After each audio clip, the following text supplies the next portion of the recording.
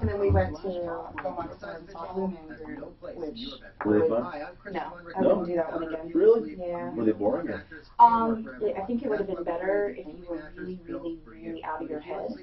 Okay. And I drink water mostly, so I was not out of my head. Oh, right. Yeah.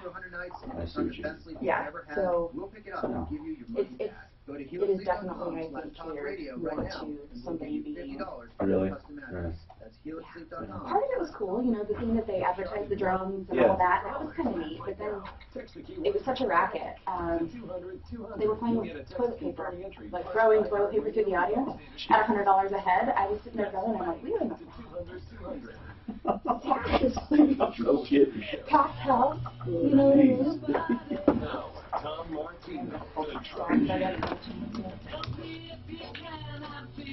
Hey, I'm Tom Martino. Today is all about you. This show turns the microphone over to the public. It's the only show of its kind anywhere in the universe where we take the radio show. We take this popular radio show. It's been on the air for coming on 40 years, the longest running radio show with the same host in the nation. We take this show and hand it over to you. This is the original place to do your reviews publicly. Oh, social media reviews are great. The internet is great. This is an additional outlet. You call and just let it rip. No censoring, except for vulgarity. The FCC makes us do that, and they have determined what's vulgar. Let's talk about you. If you have a problem, question, or complaint, though, and you don't want to just do a review, you want to get help. We do help people, and we have a track record to prove it. Hundreds of millions of dollars in cash merchandise exchanges, refunds, and services for people. And we're happy to help you. I'm humbled by it, really. I really am. I mean, to have this career this long helping people, it makes me feel so good. I truly get pissed off when I can't help people. I get so angry with the latest trends of money being put down and no services rendered. There are so many contractors taking money and disappearing. It just saddens me. And we're trying to go after them as quickly as we can. You can help the effort. First of all, if you go to referrallist.com or troubleshooter.com, you can link over to Troubleshooter. You can look at our Facebook. Go to sleazebrigade.com. You'll find out who the good guys are, referral list, and all the bad guys. Now, we, of course, don't have all the bad guys at sleazebrigade.com, but those are the worst of the worst, and we have to add to it. But we are constantly having new stuff and new information. We talked about the slot machines in the mountains where you're getting arrested for slot machines if you take over an abandoned slot machine and there's credit on there. We did that 2-3 weeks ago, right? And it was on the air. I'm happy they did a story on it. Channel 7. It's good to know that the TV people listen to our show and pick up on the stories. In fact, if any TV people are listening and you want us to feed you stories, we'd love to. We love to give stories to you because we have so many of them. So many stories. This one, they did a good job. And Suzanne, do you have the email we got from a guy telling us about it? Oh yeah, casino money. Charlie, thank you for telling us. Oh no, it was KDVR. I thought it was Channel 7. It was KDVR did it. So yeah, they definitely listen, the problem solvers, because they wouldn't know how to solve a problem if their life depended on it. But anyway, they have a story about the casinos and people being prosecuted in Black Hawk and Central City. 202 people, they say, because they have been cited or arrested. You remember the guy called our show? Just because you sit down at a slot machine, listen to this, with credit on it, you can be arrested for that. You got to take the credit, Tom. You got to take the money. What do you mean? So if you sit down there and you did not, the credit was on the machine and you took the money, yes, you can be arrested for that. But if you play with that money, you can be arrested too, right? Right, if they know that you weren't on there before. Right. Because they claim that any money belongs to them, any unclaimed money. So that's good. It was on TV. Again, if any of you TV reporters need help with your consumer stories, and most of you do, we have a ton of them for you. And if you need help, give us a call at 303-713-TALK, 303-713-8255. Today we're going to talk about real estate. Of course, we never have a single topic show, but we have themes. Today, real estate. If you want to talk about real estate, buying real estate, selling real estate, are things still flying off the shelf? We'll talk about that. We'll talk about how to market your home. We're also going to talk about lending. If you need a loan, if you have questions about getting a loan, let's talk about that too. Right now, David is up on the phone. David, welcome to the show. What's going on with you, David?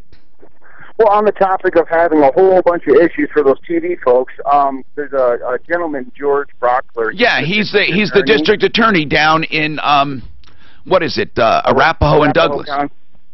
Yes. Well, he's running for the Attorney General for Colorado. Right. And since it's so prominent for contractor trust X violations, I figured if he's running for an election, maybe you could address him with the question of... Suzanne, are we going to have George Brockler on? I thought we were going to schedule him on. And I'm not sure who he's running against. I have a message into his office. I'm waiting to hear back. Yeah, we want to get George on because you're right. We need someone truly to put an emphasis on consumer crime. Do you realize they ignore consumer crime?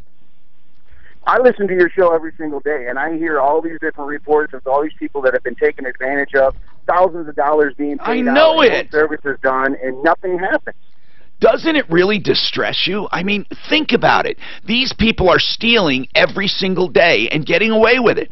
And that's because, as you said, David, we need an attorney general, or we need people in authority who will do something about it. Lawmakers spend so much time on issues that truly don't affect us every day, hardly affect us at all. I mean, I can't believe the time spent on issues. It's more of an agenda thing than it is, what do we need? There are so many laws I don't care about. Do you care about it? Do you care about gender bathrooms? Do you know how much time and lobbying goes into that? I don't care if it's a male bathroom, a female bathroom, or a unisex bathroom. I don't care. Why are people getting... You know, but we'll spend more time on that when you have maybe... What percent of the population is going to encounter a restroom where a transgender wants to use it and you're upset? When will that happen? I mean, I'm not saying there's anything wrong with accommodating all of us in society with different likes from different ilks, but that doesn't mean we spend all this time. We spend so much time on changing sports names or names of buildings, taking down statues. Let's talk about real stuff. Suzanne. Just make sure you put the lid down if you're in a ladies' restroom. Oh, is that what you were going to say? That's all she cares about. Teresa, welcome. What's going on, Teresa? Hi, Tom. Thanks for taking my What's call. happening with you, Teresa? Are you calling? So basically, fast forward to now, I stayed up there for a while, and then and I'm back at the house in Colorado, and he has asked if he can stay with me here. He has health problems, and doctors have given him now even letters that say he shouldn't be working. Reputable guys like... All right, so what's going on? What can we do to help? Well, so he's negotiating with the IRS on a big number. Well, and okay. so how much does this guy owe? I don't even know the figure, but it's substantial. Okay, and how so, did he get that way? Just by...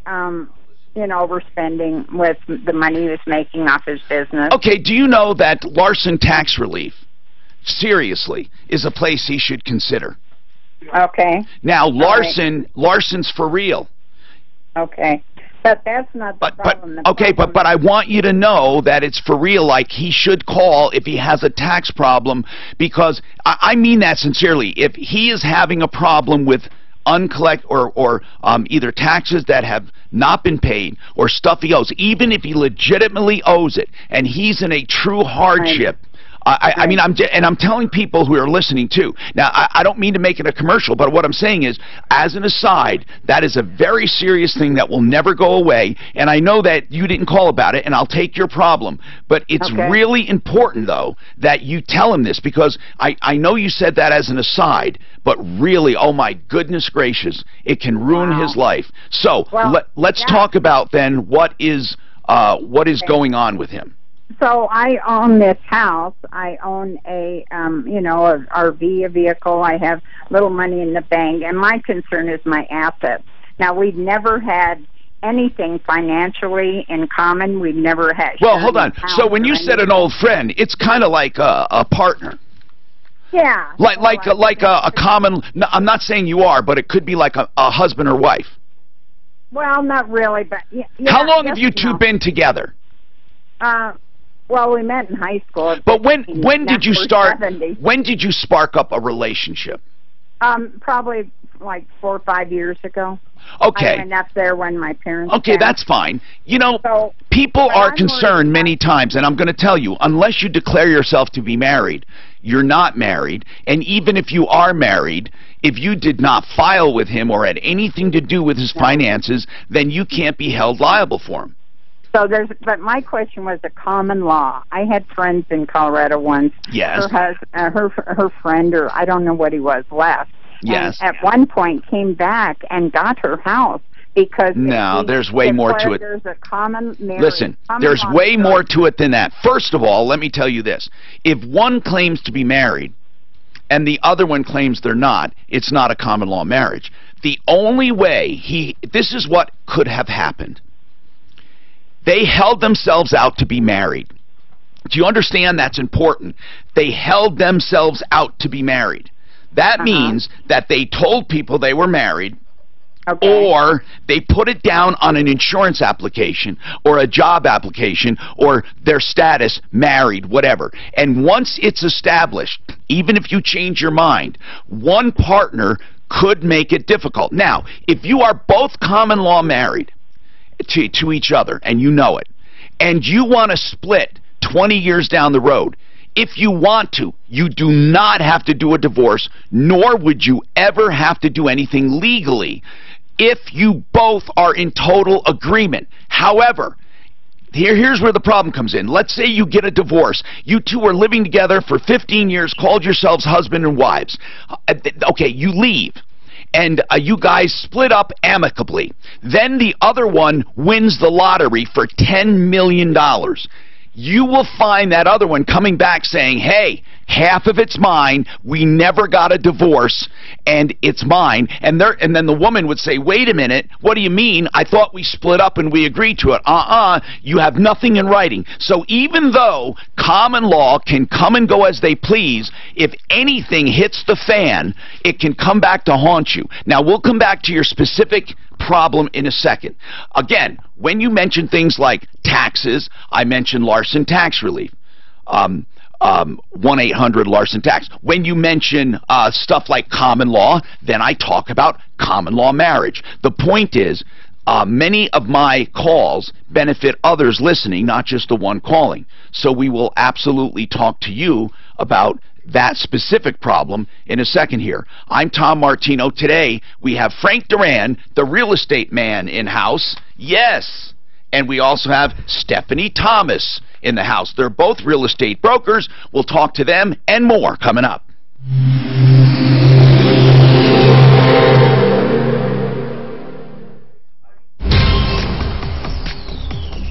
This report is brought to you by Walgreens. Well, the drive right now actually doing all right as you make your way out. You're going to see a couple of minor slowdowns as you make your way in, especially in that north end.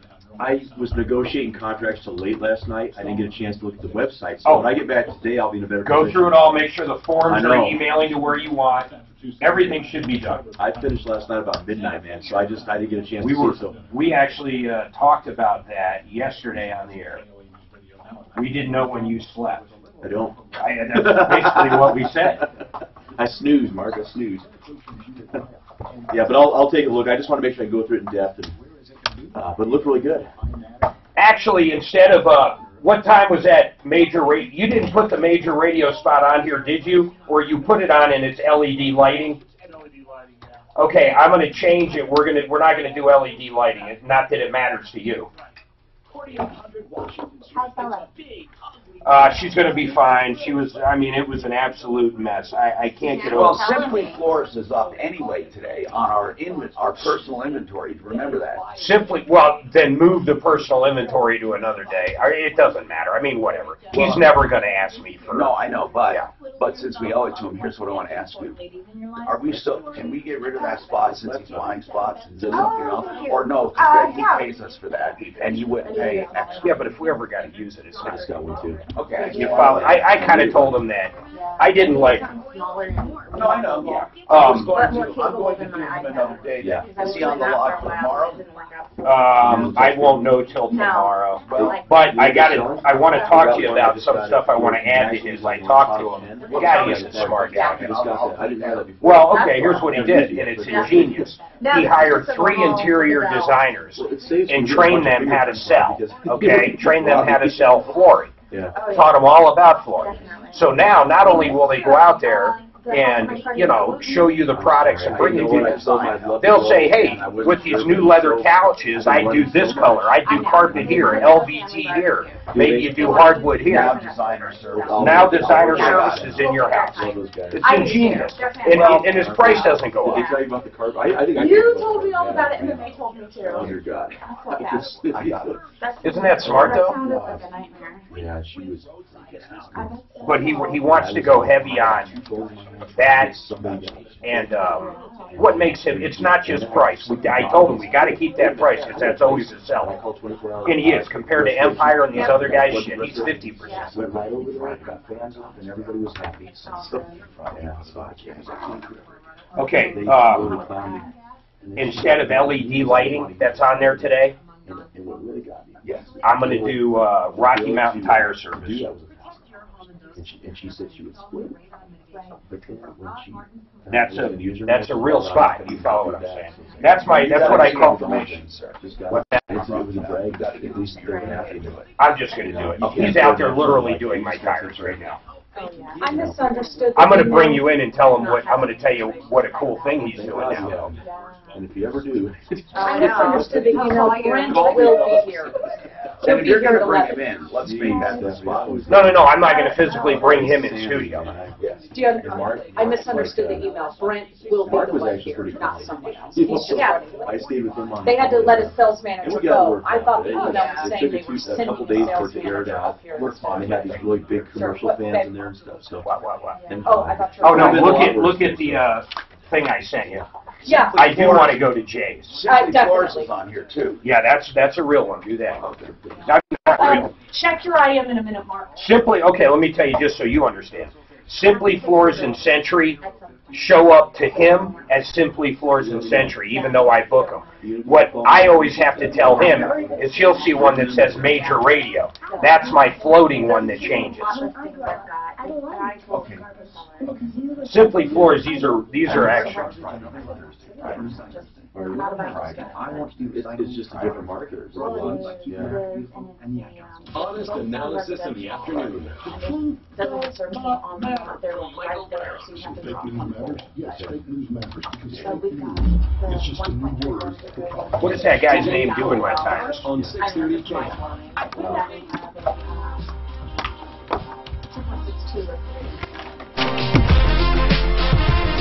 All right, I want to tell you about GenesisTotalExteriors.com because we have so many calls about contractors taking money and running. You need to know about Genesis, one of the most honest, upright, and quality-driven people I know, and that's Mark Szymanski. And please, have patience, let him do the work, and you'll never be sorry.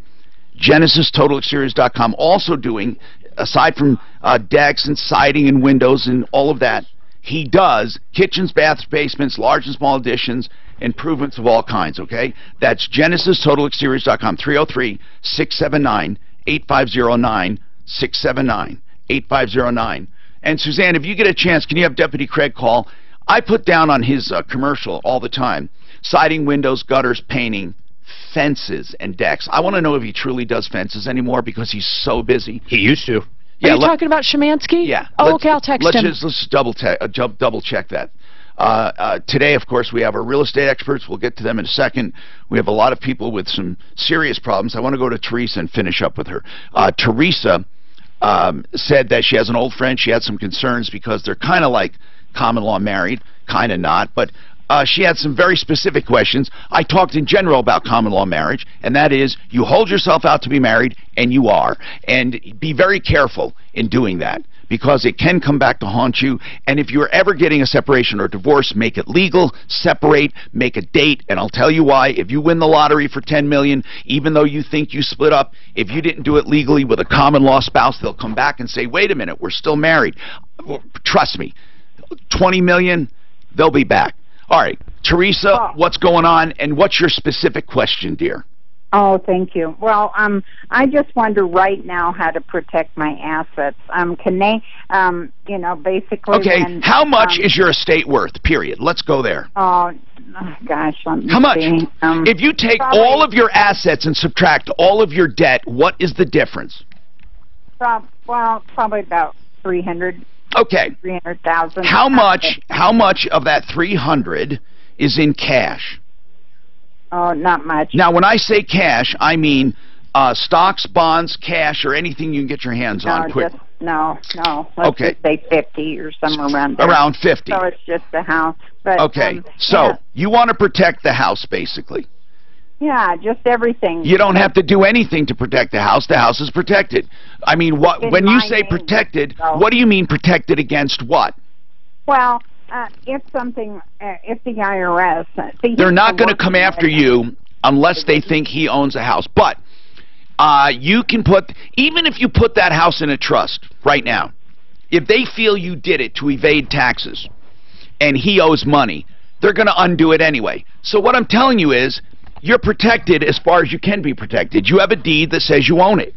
Yeah. You did not hold yourself out to be married, did you? No, never. And we don't plan on getting married. The thing is, what my friend's problem was that they found out after 3 years of living together, what's his is hers. Now, is there any law like that? No, that's all urban legend. Yay! Unless you... Now... If he claims something to be his... I missed it, honestly. Is she sleeping with the guy or not? Yeah, okay. She's living with him, yeah. And she wants to know, can she be held responsible for his debt? Most likely, no. I would agree. Especially taxes, most likely, no. And I see most likely, because if he claims, that's my wife, make her sell the house and we'll pay the taxes, he still has to prove it. They don't just come and take it. They have to prove it. Okay, so as long, in fact, you may want to sign something saying specifically that you guys are living together, are not married, and don't plan to get married, and each of you have your own estate, period. You might want to do that. Okay, Derek's got some comments on the bathroom. What bathroom? What are we talking about, Derek? Help me out here. Hey, so I want to here's what I said in the beginning of the show. We deal with real issues that affect people every single day. Who cares about the issues government spends so much time on these days? Especially, I said one time, changing names of things or taking down statues. And then I said, gender bathrooms. I don't care whether there's a men's room, a ladies' room, a transgender room, an everybody room. I don't care. And you have a comment on that. Go ahead, Derek. I absolutely do. Do you have a daughter? Yes, I do. Okay. So do I. How would you feel if there was a guy that decided to identify as transgender? Yes. Followed her into the bathroom and then raped her? Well, I would hate that. Well, anybody could do that. I would hate that. It wouldn't just be transgender. I would hate that. But anyone, you could do that now. Let's make it commonplace for transgenders to be able to use men's room or he's trying to say that transgenders in general are rapists, which is ridiculous. By the way, Derek, I'm not saying that. I know you're not, Derek. In general is rapist. I know you're not. However, every rapist would jump on an opportunity, because it is a mental illness. Derek, it could happen. A rapist, it could. You're right. A rapist or someone who wants to gain access to females could pretend to be transgender. You're absolutely right, Derek. I'm not suggesting, by the way, that there be unisex bathrooms. What I said was, I don't think the government should spend so much time on an issue that hardly affects anyone. Leave it the way it is. Who cares is what I'm saying. There's no reason. There's so few people affected by the issue. However, when I was talking about bathrooms, I use unisex bathrooms all the time, but they're what you call one-holers. You know, you go in and lock the door and use it. That's what I was talking about. Bathrooms that can be used by either sex. There's a urinal, there's a toilet. I mean, and people use it whether they're male or female. Now, as far as congregate bathrooms, where people are there together, well, you have a point. People would be very uneasy about it, and then to them I would say, if it ever turned out to be that kind of bathroom where men and women can go together, I would be against it because it would make me uncomfortable. Right. And of course, Derek, it could be dangerous. But do you want your government spending time making laws about it? No, but I think that every law that government ever makes should have a sunset date, so that way they don't have time to worry about all these other stupid laws that they come. God, I'm telling you, man, I am telling you. They need to go over all these other laws, and you know, whether it be the Affordable Care Act or any other law, they should have a sunset date, so that way, hey, you know. I'm hoping that sunset date is right away. Derek knows about sunset. It's a good idea. Derek, and anyone else, I will buy lunch. He always says that. For a listener who comes up with the best nonsensical law there is. Now, I'm talking about Obamacare. No. I'm talking about these kinds of laws that are still in the books. It's against the law to kiss on a Saturday in Maryland. Now, I'm not saying that's a law, but that's kind of like there were weird laws passed in the past. And I'm wondering if anyone can find out some of the weirdest ones. Okay? Joni has a problem with a general contractor. Sandra, she wants to talk about her horse or a horse caretaker. This is important. And then a trust and trustee fraud. And I got an update after the break on that RV park yesterday. I talked to the owners. One clear choice, garage doors. My goodness. You know what I love about this company? First, we never get complaints about them. Second, we get only great reviews. Third, it's run, in my opinion, like the Naval Academy. It is they're so clean cut, so ethical, so honest, so straightforward. They get out and do the jobs. They'll give you free inspections on your garage door. They're very well dressed, groomed. I'm telling you, these men and women at One Clear Choice Doors are a cut above.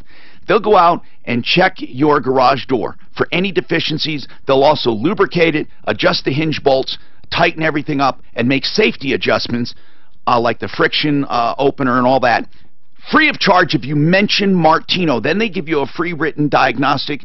And by the way, no obligation. But if you have any problems, I suggest you have One Clear Choice Doors. Do it.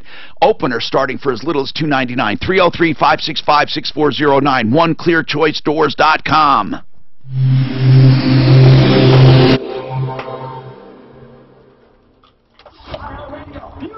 You want to get that RV caller from yesterday on for an update? Which one was that? I guess we don't have his number to do it. Oh, why'd you want to do that?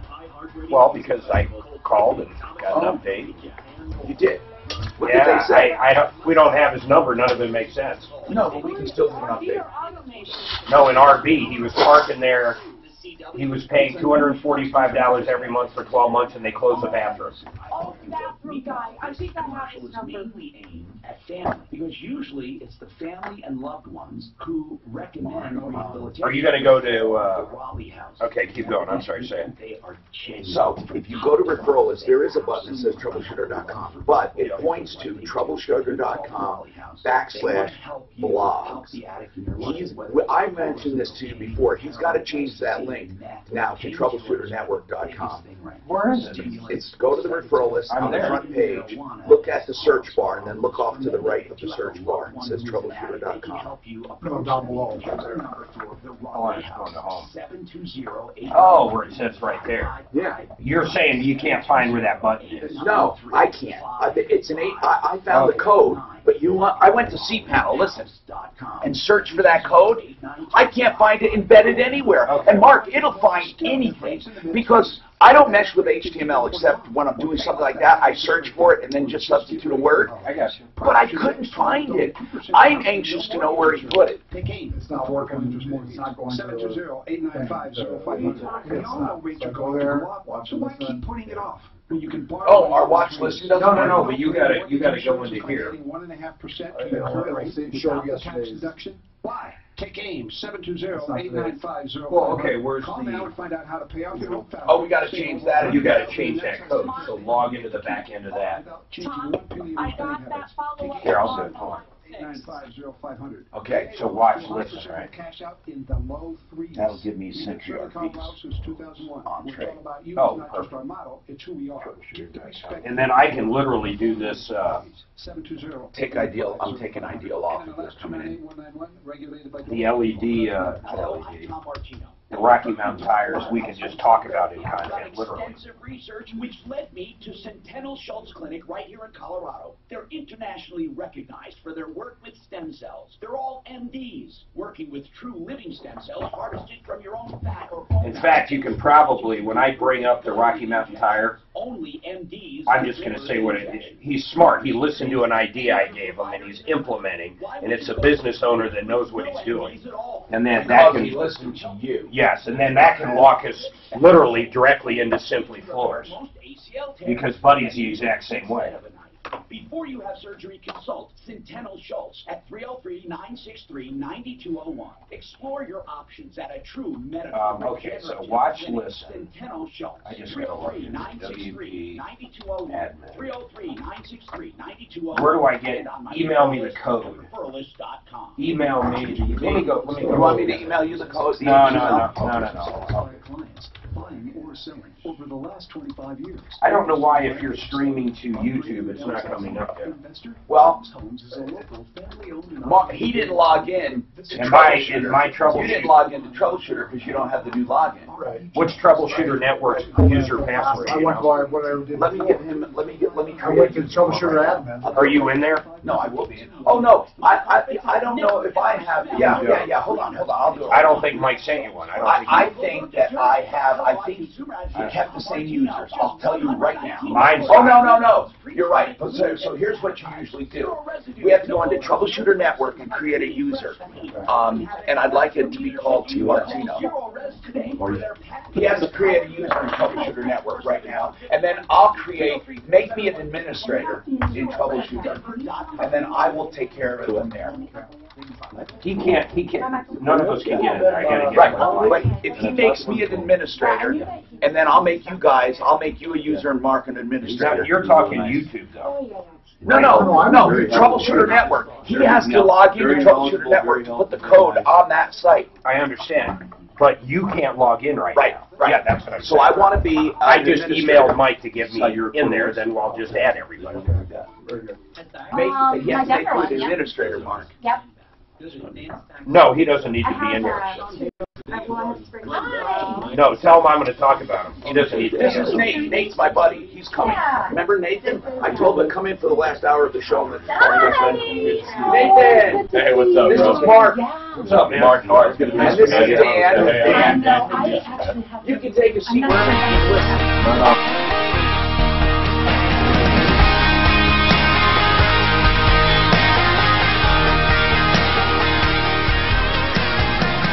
Hi, Tom Martino, your troubleshooter. We got a lot going on, but I have to ask my real estate experts now. Frank, are sales still as brisk as they were, where people can count on selling something in a week? Absolutely, but get this. They are. They're still. But listings were down, Tom, 3.06% in October, but get this. Under contracts were up 9.49%. What does that mean? That means that we had less inventory, but strong buying needs. Buyers were still strong in the market. So you're telling me that listings are going down every month, basically? I'll tell you that's true, but I'll tell you what, I just put one under contract last night, 9 offers. Are you kidding me? Over the asking price, yes. Mark, 9 offers over the asking price overnight. You say that's surprising. We're talking to Frank Duran. No. I've witnessed this. The market. I've seen it. I have What was the asking price? $214,900. This was an as-is property in very, very rough condition, and we way over the asking price. How much was the highest? $235,000. It's amazing. That's like 10%, man. Yeah. My God. And she could have taken more showing. She decided not to. She accepted it. Yeah. Stephanie Thomas, welcome to the show. Colorado, that's Frank for Metro and North. Stephanie Thomas, Springs and South. Do you go as far as Castle Rock? I will, yeah. So what's going on with you? Is it the same in the Springs? You know, it is. We're still seeing a lot of offers in the lower price points, 200,000, 300,000, 400,000. Anything above that, it's starting to kind of slow down a little bit. Are listings down? Yes, actually. Last month, our active listings were 2,904. This month, we're at 2,308. Okay. So a significant amount. Now, yeah. Is there a stale category where houses are just not moving? Not moving. I mean, where they may sit a month or 2 or 3. Absolutely. Yeah, tell me what the price point is. You know, like I talked about last time I was here, I've got a custom house up in Woodland Park, a little over 500,000, and we're getting, you know, good activity and just aren't really moving. What about if it was in the Springs? If it was in the Springs, it would have already sold. Okay, I'm so sure. What's the price point? Not the location, but the price point that is affecting people. Because 500,000 is only affecting that place. Absolutely. So tell me a price point, even in the main area, that would affect where you could expect maybe 2 months on the market or more. You know, I just listed a property at $399,900, and I actually set my clients up for the situation that we could end up sitting for a little bit. 2 weeks later, I had multiple contracts. Then but what price? About 400. I mean, really, that was kind of the cusp. 400. Yeah, absolutely. Anything over 4 might sit. Yep, and I know some of the agents in my office have experienced similar things too. So Frank Duran, same question. What would make something sit 2 months or more? Overpricing, number one. I know, but what price range is slow? You know in your mind right now. What price range? Right, I would say anything over 450. Okay. That starts slowing down. Okay. The most active price point is between 300,000 and 400,000. Okay, good to know. Yeah. And overpricing is really a mortal sin. Yes. Because when you overprice, first, you have days on market. It sits. People look at that as a weakness. 2, you start to decrease price. People look at it as a weakness. And then all of a sudden, it's got a stigma, right? Yeah. The worst thing you can do. It's like a quarterback sitting in the pocket. You hold on to the ball too long, you're going to get sacked. There's a timing to everything. So it's about being in that sweet spot. And when you get the sweet spot, it's not because you're going to take less, but you're going to get more offers. That's the point. As a seller, you should have more options than the buyer has. Now, Mark followed up for Gary. Gary basically said he's been going to this trailer park or this camping site. This, what do we call it? What is it? An RV park. RV park. And he's been going there for vacations for years, and then he wanted to stay there year-round or have the option to stay year-round. So he signed an agreement, he said, that, or was it verbal, Gary? Instead of paying like $400 I understand. What was it written, though, or verbal, Gary? Written and verbal. Well, what was written? Was the $225 written? Written that I pay them $225 a month. Every month? Every month. And then you have the option of coming year-round. Okay, so what happened is that they said to you, Gary, we have to raise that price or what? No, they... Oh, I know what bathrooms. Happened. They said, we can't keep... Right. They're not keeping the bathrooms open because of frozen pipes. I thought that was reasonable, but Gary says, look, my motorhome is not an all-season motorhome, so I can't run water, and the bathroom I depend on. So the question is, should they open up that whole bathroom because they said someone should stay year-round? And I asked if it was in the contract, anything about the bathroom facilities or public facilities. Mark, take it away. Well, here's the deal. I talked to the lady that runs the place there, or owns the place, I should say. And, Gary, I got to tell you, man, her story is so different, it's not even funny. So different in what way, Mark? Well, she said that he knew the bathrooms would be closed, the same way everybody else that's still up there that decides to stay past October when they shut it down because the pipes will freeze. So she argued that, but that's not... What else did she argue that's so different? Well, here's the part that's really different, is she thinks he just wants out of the $225 a month. You know, it's a year-long deal, and she thinks he's, you know, scratching at the door to try to get out without paying the $225 anymore. She said there's over 30 units up there that all pay this $225 right now, but people store them there for the winter. It's a great idea. They can stay there if they want. I think it's a great idea for storage. For me, I mean, I'm thinking $225 plus. If you want to stay, you can. Her basic thing is this guy knew what he was getting into, and we're not opening the bathrooms; they'll freeze. And her basic thing is we did not do this mainly for people to live there year-round. It was mainly so they could just keep it in one spot. There's 31 empty units up there right now. But here's what I want to say. It would be unreasonable to expect them to excavate, bury the pipes down, No, that's not. And then to heat the bathroom. Well, no, and hire someone to make sure nothing happens when the water is on. Well, not hire, but have somebody on call, Mark. They don't have to have someone full-time. But, Gary, you're saying that if they turned on the water, they're not going to have a freezing issue. Is that what you're saying, meteorologist Gary? What, I'm just kidding. kidding. What I am saying is I entered this contract because I wanted to use... I understand. We went through that. Yeah. But in the past, and you can call other residents and ask them... In the past... Those bathrooms have been open... All year? In the wintertime. Really? Why did they recently start... Why did they recently start closing them? She said that her insurance does not allow it. What if that's true? Well, she has every right in the world. She's the manager-owner to close those bathrooms. But she has to make people aware that it's a situation. Can I ask you She said there's nowhere in the contract. Those months are storage months. Can I ask you something? Do you want out of the contract? I'm just asking straight up. If she said you can get out of the contract, would that satisfy you? Oh, absolutely. I don't want her to open the bathrooms. That's exactly what she said. Okay, so she said this is the third thing in the last month that this guy has been trying to do. This is the third excuse to get out of the contract, according to her. Okay, Mark, I understand. Because he would have paid $400 in the on-season a month, not $225. Oh, so now, hold on. I got an idea. What is on-season? Up till October when they close. Well, from when to when? I don't know when. I'm going to ask Gary. Yeah. Gary, when is their season? Okay, this is not in my contract. Gary, when is the season? The season is not written in my contract. What I'm asking you is, when do they charge the maximum amount? I couldn't answer that question. All right. All I know is yesterday he actually said on the air that it was $400 a month, unless if you do the whole year, then it's $225. But I have an idea. Hold on, because I have a really, what I think is a good idea that will help all of this. And I think it'll solve the freaking problem. Right now, if you want to solve your problem, Simply Floors will do it. Simply Floors.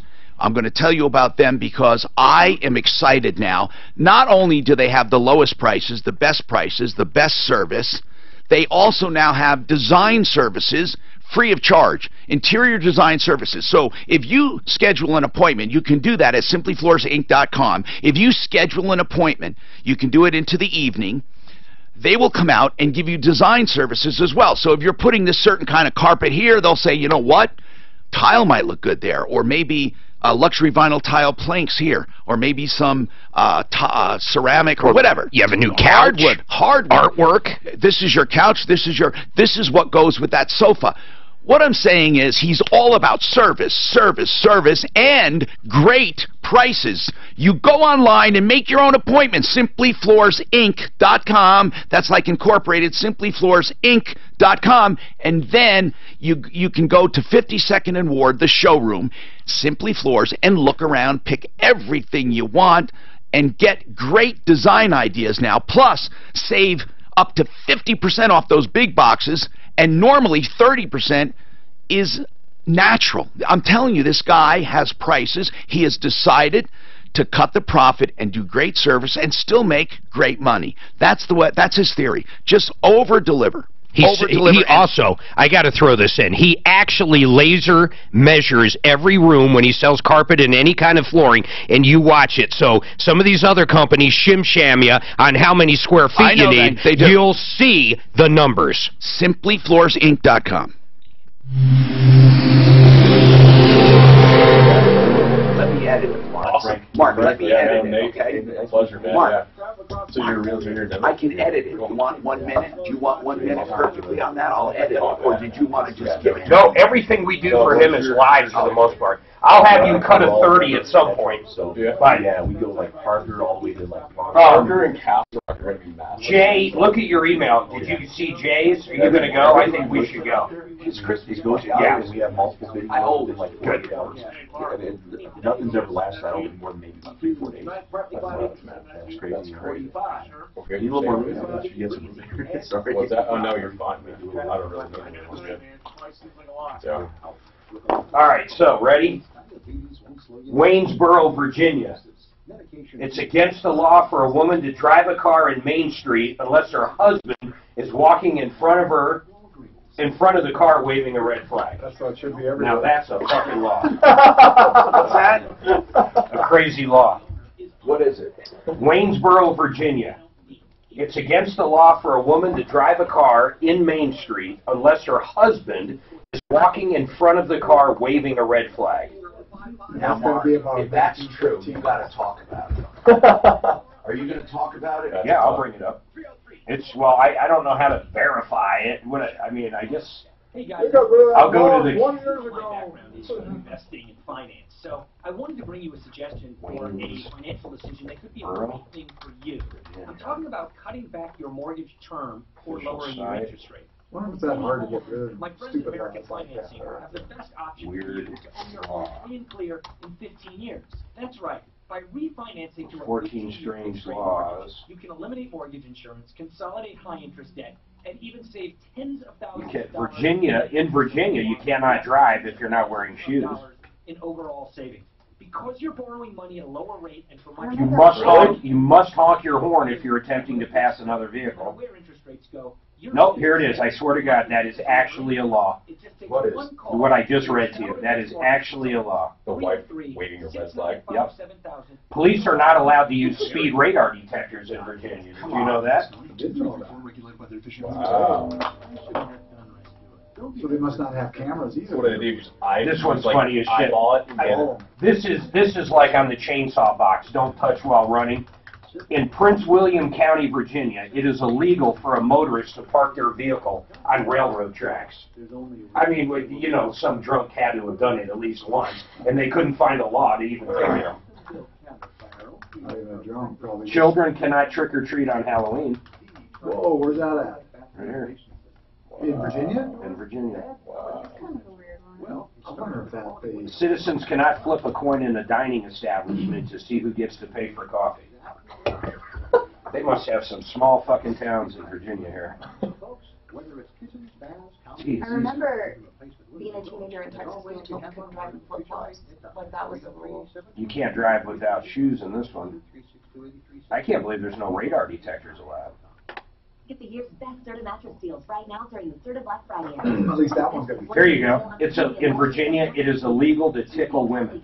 Serta iComfort sleep system and get a free box spring or customize your comfort and save up to an incredible. Virginians cannot spit on seagulls. It's illegal to curse at another person in town. I would not last very long in Virginia. Very long at all. I would be racking up the tickets. If a male fondles a woman's bottom, he can be sent to jail for 60 days. Well, I mean, these days. I was saying, that's like it. through one job site. But he needs to deliver highly skilled employees, and he helps you find great talent and make the right hire. And he is offering new users a $50 credit. What? First job right now. We got it. Was working here. That's Indeed.com/promo. Terms, conditions, and quality standards apply. I know cameras do that. What's your total inventory though? Very good. I can do it. I'm not talking Freeze everything for 5 minutes. Condos Does it still and show single everything? family. It normally does. I can read. Because ours is 6,312, which is really low. 39.7 total. Okay, 39. Yeah, all the other contracts. Now you're working with more buyers or sellers? Right now, it's kind of an even mix. Good.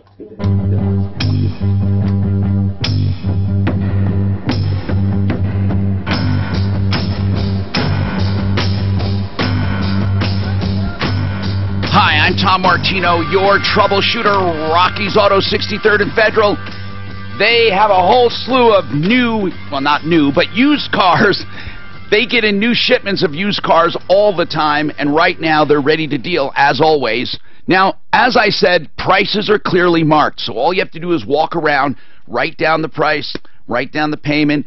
You have 40 lenders to choose from. They have color, models, makes, brands. You know the word variety. That's the word. A vast variety. But here's the important thing. They want you to shop, but then stop at Rocky's, because when you compare apples with apples, they know they can get you the best prices on used cars, trucks, SUVs, and vans Monday through Saturday, 9 to 8, 303-426-4646. Rocky's 63rd and Federal. Okay, so we have this dilemma, and I understand. You know, sometimes people get specials. If you agree to be a member of this gym, then you'll get the crush months, the busy months, cheaper. Now, Gary already got the deal during the busiest season, the 225. Now, if he gets out of the contract, it's not fair to the owner. So he's trying to come up with an excuse to get out. I can see what he's doing, because he doesn't expect him to open the bathrooms, but he doesn't want to be there with the bathrooms closed. He says other winters he's seen the bathrooms open.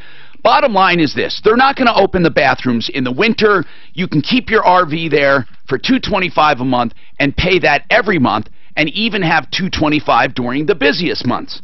So what if we just go back to the season and multiply out what he did not pay an extra cost, and then I think it would be fair. In other words, she's saying, if I let him out of the contract, it's unfair, because he already got a break. So if the season is, let's say, April to October, right? April, May, June, July, August, September, October, 7 months. Let's say it's a 7-month season. So if you take 7 times what he didn't pay, what didn't he? 400. No, 400 is, he paid 225. So take 400 and you take the difference, 225, okay? And then let's just do that. 400 minus 225 equals 175 times, okay, and I hate the people right now who just already did this in their head. 175 times 7 months. Carry the 1. 7 months equals 12. So I think that's fair. But Gary, if she was to let you out of the contract, would you be willing to just go back and make it as if you did not have a 12-month contract and pay the difference? Oh, she's offered me that. Oh, really? And why didn't you do it? Because it's not 400. I don't know where that came from. How much is it during the crunch? The normal rate is 500 a month. Okay, well, whatever it is, why don't you just go back and make it as if you? Because she's going to end up owing her money, most likely, right? But, absolutely. But it's only fair. I mean, you got the break already. Why should you pay less if you're not willing to do a year contract? That was my point. This is his third attempt to get out of it, according to her. Gary, I think we're done with this problem on our end. I'm Tom Martino. The flim flammer. Are you looking for... I'm done. He's looking for an excuse. I'm convinced of it. Oh, she was like, oh, great. What is it this time? This will be the 3rd time. Did you believe her, Mark? Oh, I honestly believe her. She's in her late 70s. let me tell you, she could care less if it's, you know, she was fine. Absolutely fine. Isn't it amazing how they listen to our show at Fox and do stories right after we do them? What did they do? I didn't see. The people getting arrested for taking over slot machines. They did a whole story on it. They did a good job. They found a bunch of people who were arrested. With that law.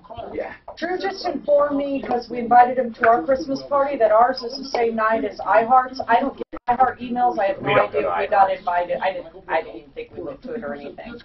I'll tell you, I've gone a couple times. I went one time. It was at the Petroleum Club downtown. I think it was called the Petroleum Well, Club. this is at Breckenridge Brewery. I'm like, Shanahan's or Breckenridge Brewery? Well, that means Shanahan's all day. He never goes to iHeart. Are you doing good? Yeah, whatever. Oh, yeah. Are you checking on the dogs, Mark?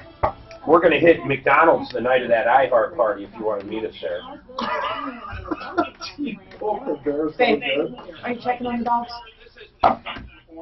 I can. I mean, I don't know if I want it. You mean on the video? I don't know if I want it. What am I going to do? Mark, you only put up one. Okay, I'm going to go in on that user, and I'll set up users, okay? Because he gave me one. Oh, perfect. Then set mine up as normal. Mark? 2. Yeah. So-and-so 2. Gotcha. And then he just usually, he can use. So I'm going to, no, I like to set him up with his own person.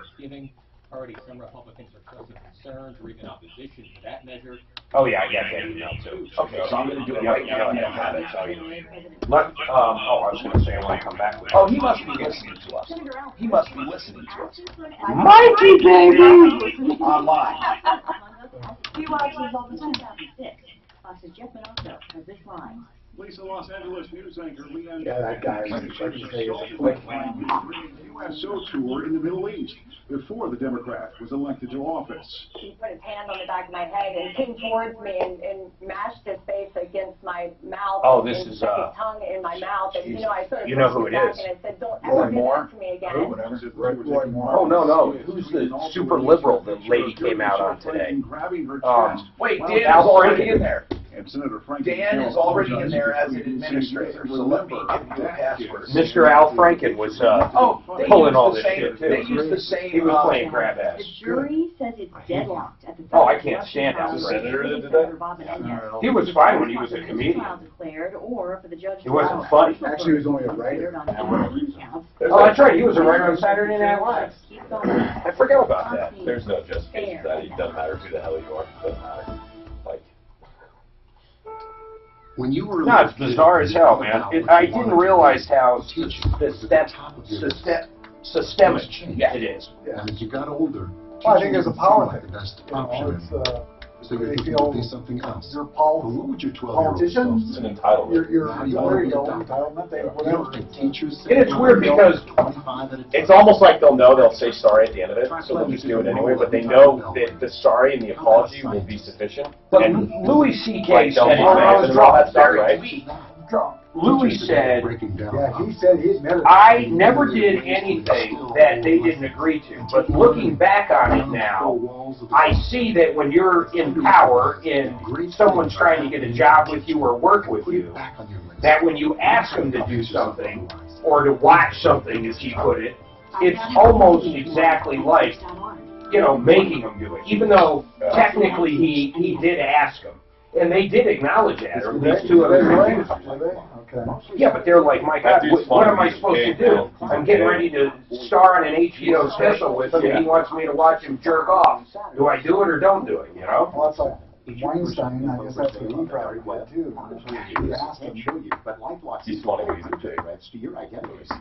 But this senator guy, I mean, the problem with him is they're all 14-year-old girls. I mean, this guy's got a whole other problem.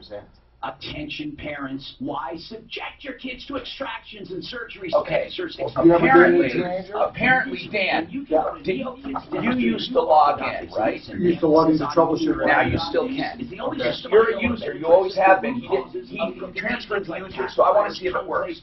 So go to this URL, troubleshooternetwork.com. Dr. Kent Lawson has treatments that include progressive. And then and then go /WP-admin. Then put in your username and password and see what happens. It's the same thing except... Is it WP dash admin? Yeah, yeah. Now listen. There you go. Did you have a bookmark for that before? Yeah. Okay, bookmark this new one if it worked. Okay. Now go in and use your normal He probably doesn't remember. I don't remember. Just reset Okay, the password. then I'll have to reset it. Okay, damn it. Let's go, we'll send an email what it says, because we're on. Yeah, I'll just... Anybody listening. Are you on Google right now, sir? Everybody listening will be in there. Google Mail. Yeah. Okay, I'm gonna send you to... So Dan at troubleshooter.com as always is your email. Yes. Your name is Dan Miller, space Miller, okay? Now I think the password is going to be PASSW0RD to really make it complicated. That's good, man. I don't think anyone will get it.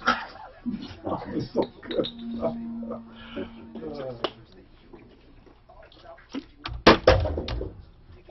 See that? Look how I landed that. I know you right on the metal shelf. Hey, I was just wondering, did you settle down yesterday? Notice how the screw on top is pointing towards the window. Pointing your face, pointing south. Okay, I'm going to send you the new. Are you there, Danny? I don't see you on here. I see Daff and Suzanne. I don't see Dan on here. It doesn't say you're logged. Oh, yeah, it does. Okay, here you are. Now watch. I'm going to give you your password. And tell me if you got it. Did you email? Yeah, no, I instant messaged you on Google. I got a number. Yeah, well, yeah, why don't you say what it is while we're on? God, that's your temporary password. Do you know how to change it? Yeah, I'll do it. Do you know how to change it? I'll see if it lets me here. It does. Mark, show them how to. You're an administrator, so don't screw anything up. Mark, would you log in and see if you work on that same thing, username and password? I changed nothing. I did not work. I already tried. You did try your normal username and password. Unless if Mike added them listening to us. I did. I could not get in. Did you get in? Yeah. Okay, let me go. I'll go look. On that WP, on the new one, the network one. Yes. I'll check. I'm Tom Martino. Welcome to the only show of its kind anywhere in the universe. This hour brought to you by Plumline. For plumbing, heating, cooling, electric, and drains, Plumline Services. Yes, Plumline, where you get, right now, a free furnace, high-efficiency furnace with the purchase of an AC. It's always good to match those. It's a real deal. Check them out. Okay? That is a wonderful opportunity, especially if you need a free second opinion. Here's what I mean. If someone told you you needed a furnace or a water heater or a panel upgrade or something major, $500 or more, they will come and give a free second opinion. And I know what you're going to say. Well, sure, Tom, they just want to get in my house and get the job. Of course they do. But they will be honest with you because numbers don't lie. If you have a great deal and they can't beat it, they'll tell you. But if they can beat it, if they can be your company, if you like what they have to say, you have nothing to lose. Plus, if you do decide on a furnace, if you put in the air the furnace is free, call for a quote, call for an assessment, call for a free second opinion if you all have already been quoted. But this is the deal. Plumbing, heating, cooling, electric, and drains. Good, ethical people who will show up on time, give you a price up front, and guarantee 100% satisfaction. 303-586-1086. 303-586-1086. PlumlineServices.com. Okay. I agreed to help that guy in the beginning and then decided not to because I think now that he got his discount for the high season on his RV, he doesn't want to rent during the winter for the same price. Well, according to the owner, that was his third attempt. Okay, so we're going to move on. Ron's got a strange law. I told people I will buy lunch for the one who comes up with the weirdest law. Okay? Hi, Tom. What weird law do you have? Tom, in our farming ranch community, we still have a law that states that you cannot tie your horses on the weekends in front of the bars or dance halls. You can't tie your horse in front of a bar or a dance hall. Where? Where is this? On the weekends. Where? I don't think it's that weird, though, is it? No, I don't think so. Wherever Mark got his dog. Now listen, let's talk about this. Okay, Ron, we're going to put you down. Suzanne, get Ron's information just in case. I mean, we may not even have anyone else. Then it would be the weirdest. Listen to this one. But Mark, you had one. Go ahead with it. Waynesboro, Virginia. This one is just, I don't understand it. It is illegal for a female motorist to drive her car along Main Street unless her husband is walking in front of the vehicle waving a red flag. Now, granted, it's a good law, but I don't know how it came about. And if anybody's seen Suzanne drive, you might want to incorporate this. I wonder if we could get Franktown to actually incorporate this law. Suzanne's not by her mic, so I don't have to listen to her. Well, I was just saying, I was hoping to get this Virginia law. That is a crazy law, though. I mean, I want it in place in Franktown. Yeah, that's funny. Okay. So that was a strange law Ron had. Suzanne, would you, or Craig, would you, Craig, let her know about Ron to get his number? Wait, yeah. How about this in Virginia? Police are not allowed to use speed radar detectors. I didn't know that. In Virginia? In Virginia. By the way, do you have a problem with Craig and Greg? I forever... to me, they're the same. I don't remember one from the other. Mine is Brendan and Brandon. They kill me. But Craig, do you get Greg all the time? Is that a common? This is Greg. It's not Craig? Oh, you knew that. You knew that. I thought it was with a C, Craig. Don't I call you Craig all the time? I call him with a C. But how often does he call you Susan? Or Suze? I don't call her Susan. I call her Suzanne or Suze. I don't call her Suzanne. 1 or 2 times and back Sue. when. I don't think I ever. My dad misspelled my name yesterday in an email. He gave me Mark with a C when I was born and had the audacity to spell it with a K. Joni, tell me about your general contractor issue here, and then I'll introduce our guest. What's going on? Hi there. Hi. I have been working with a general contractor. We're finished. The project's finished. What are you doing? What's the project? The project is a modular home on a basement with a poured garage. Okay, a mod home on basement with a garage that's built on site? Yes, sir. Okay. Now, I'd like to ask the entire cost of the contract, then you can tell your story. The entire cost of the project was about $334,000. That was with the house. That was with everything. The all-inclusive. Okay, yeah. So go ahead with this contractor. Tell me about it. We now have part of the 5-foot by 28-foot strip of the basement that's near the house was not compacted, the dirt, before they poured it. And now I have a sinking concrete pad in front of the garage, the apron, it's called. No, it's along the side of the house. Oh, so I'm sorry. Yeah, it's the length of the... Okay, what you had that poured like as an extra space? Yes, we were going to build a garage on our own, and so we wanted them to do the concrete while they were out doing the basement and that sort of thing. So the garage is not built yet? No, sir, it's not. I see. You had the floor built. Okay, and that's sinking. Yes, sir. Well, okay, here's the problem. Is it his fault? Is it him, or is it the builder? Oh, no, you had one general. So we did have, and then he subbed that part out, probably, right? Yes. Okay. Yes. What is the general saying about it? I mean, flat out, what is he saying? If you have a sinking slab, it's not right. What is he saying? He says that it's not his responsibility because when we started the project, we were going to general our own project. The bank then came back, who was associated with this general contractor, and said you have to use him, or if you choose somebody else, we have to revet them, and it's going to take... But, Joni, none of that matters. If he did it, none of that matters. Who did the floor? I mean, did he contract it, or did you? Well, we started contracting it, but the bank would not pay the invoice. No, I'm asking about the floor. Was it done at the same time the whole house was? Yes, it was. Did he pick the concrete contractor? He did not pick the concrete contractor. Who did? But he signed the invoice. We did. Okay. What do you mean he signed the invoice? The bank would not pay the invoice on our concrete until the general contractor, which they wanted to be this person. I understand, Joni. Sign that off. Okay. But it was in form more than it was substance. You literally found that contractor and you arranged for him to do this, and the only thing that builder did was sign the invoice.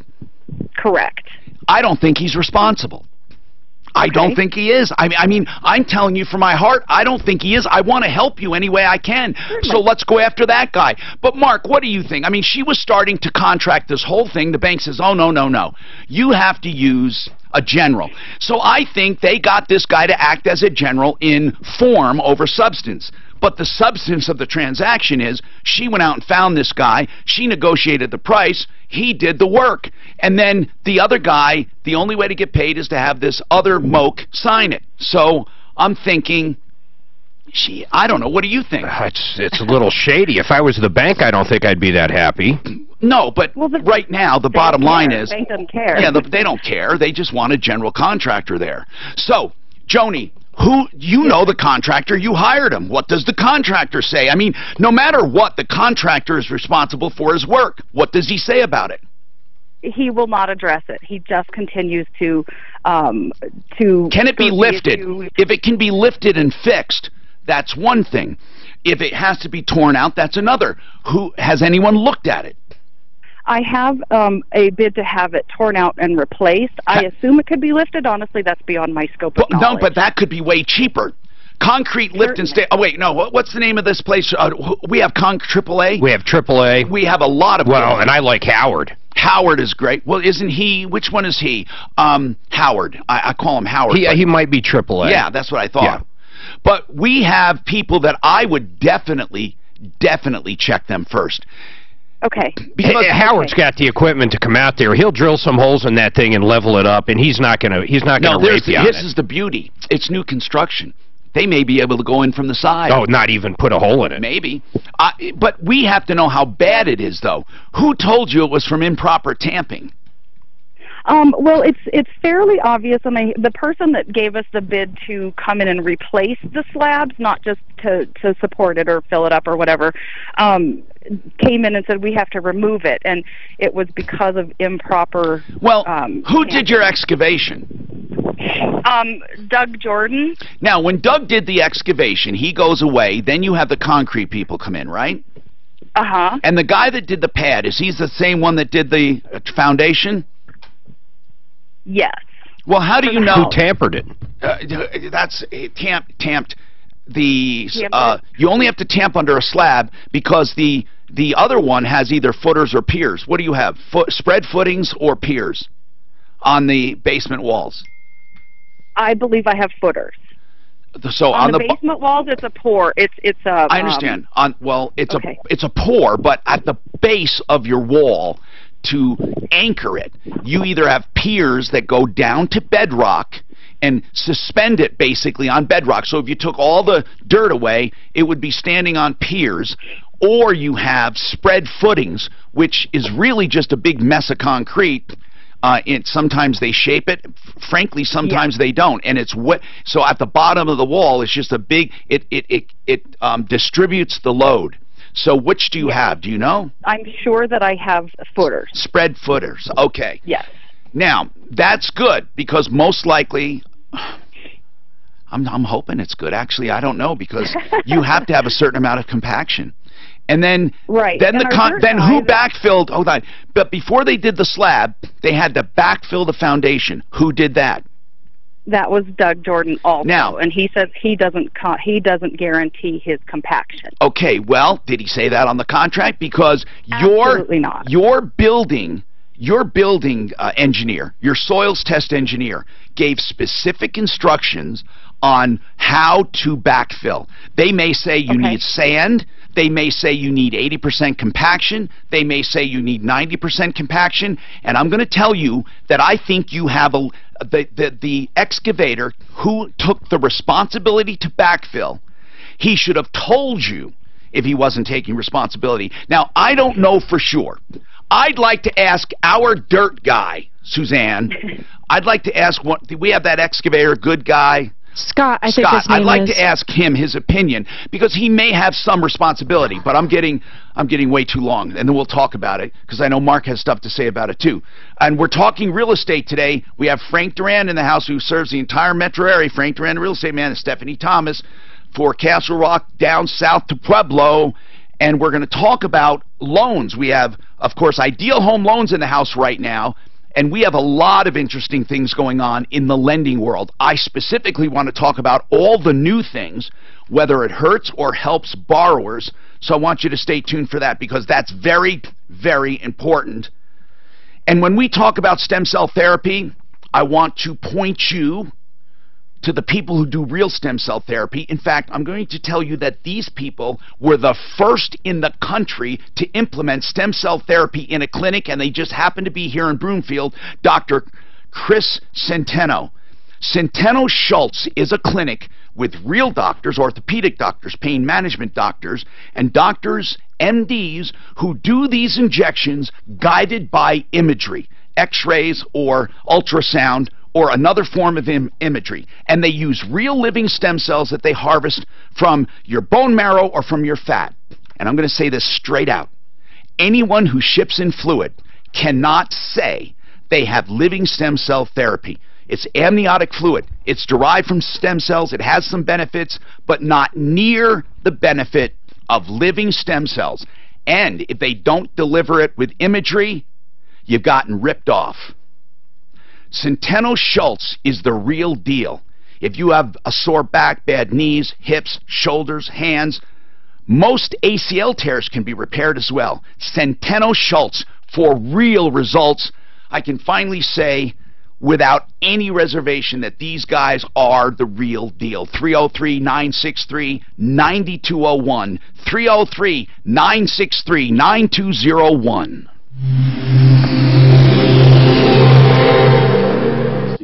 Hey, how are you? That's pretty good, right?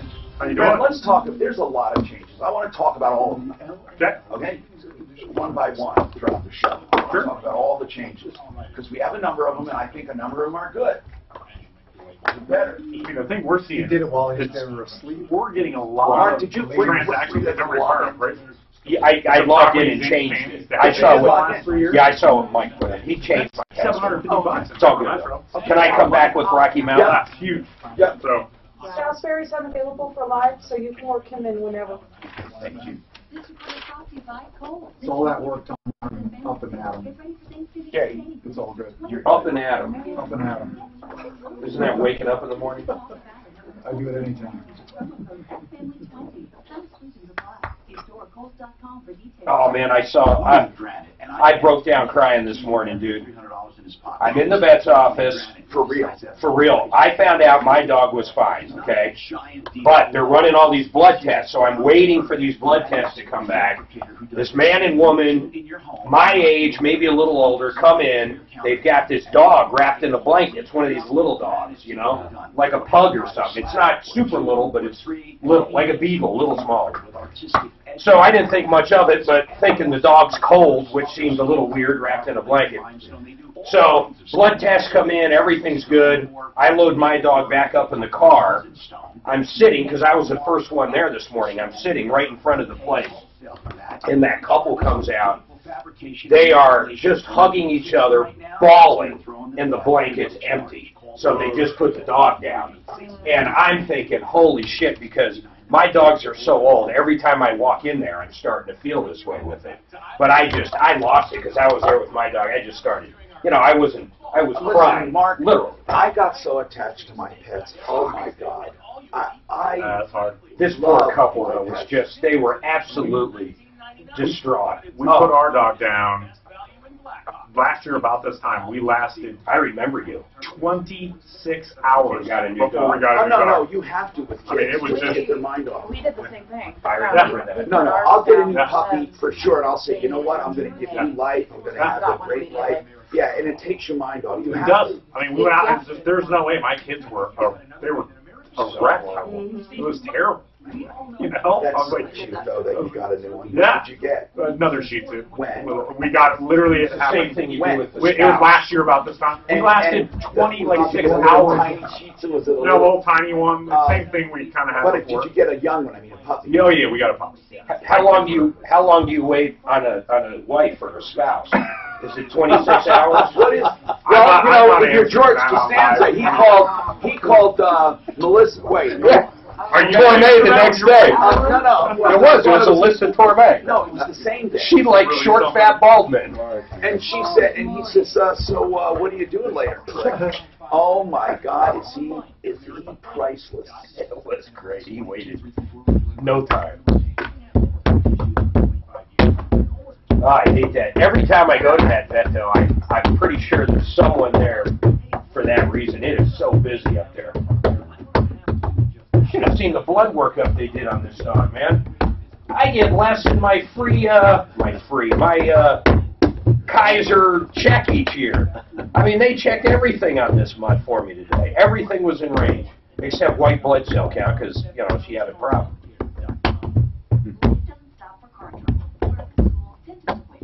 The worst for me, remember my little Shih Tzu, Allie, who Lana ran over? It got so, well, after $7,000 later, the dog was fine. But 5 years later, because of what happened... Wendy pay for that? No, her dad's insurance paid for it, homeowners. Yeah, that's only Wendy, but he put in a claim. It was fucking crazy. Their insurance And I'm paid for it. surprised they wouldn't pay. They paid more than the dog. She ran over, she was house sitting. At that time, they were personal property. She was house sitting at my house. She pulled my car out of my garage in order to pull hers in. She ran over my dog at my house with my car, and her dad's insurance, homeowner's insurance, paid for it.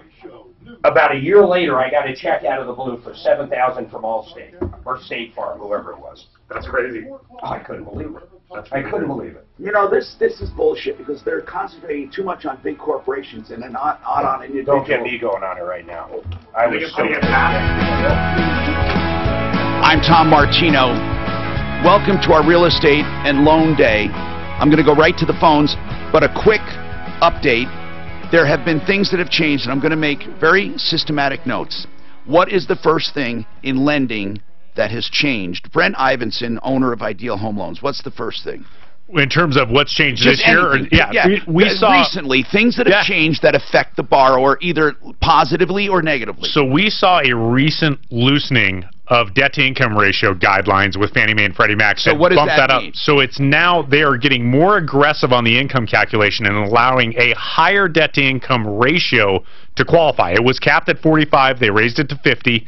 So what we are seeing with clients is there are more people now qualifying for home loans thanks to this easing. This is really the first major step we've seen out of the agencies where they are making it simpler to qualify for a home loan. Does that have anything, and I'm being serious, anything to do with any executive orders or anything along those lines? No, I think what they did is they looked at their risk factors involved, and they looked at performance on loans and realized that, you know, we had this, the pendulum swung from one side to the other, right? Anything went for a while, and now we went back to, boy, you better be squeaky clean or you can't get a loan. For those listening, higher debt-to-income ratio means they take your income and then they take your debt. And let's say you make $1,000 a month and your debt is $1,000 a month. That's called a 100%. Would that be 100% or is that 50? That's 100%. So 50. So you can go up to 50% DTI. No, he's saying if it's 1,000 on both sides, what is that, 0 or 100? It's 100 debt-to-income ratio. That makes 100%, sense. which is bad. Now, if you have 1,000 in income and 500 a month goes out in debt, that's a 50%. They will allow that. Does that debt-to-income ratio take in the mortgage? Yes, that's total DTI. Debt. All So debt. they want you to have 50% of your gross or net. Gross. 50% of your gross they want you to have as disposable. Yes, that's what they're going to look at. And by the way, if anyone does have disposable income, give it to me if it's really disposable, because that means you can throw it away. That's what they tell you, and I'd like to know. 303-713-TALK. Now, we had a question or a concern because we have Joni doing general, she has a general contractor on her home. She was starting out doing it. To make a long story short, she found an excavator, so I want to ask Scott his opinion. Now, Scott, everyone has 20/20 hindsight, so I want to know what you would do truly. Scott Shepard, Scott's Backhoe and Excavation, on our referral list at referralist.com.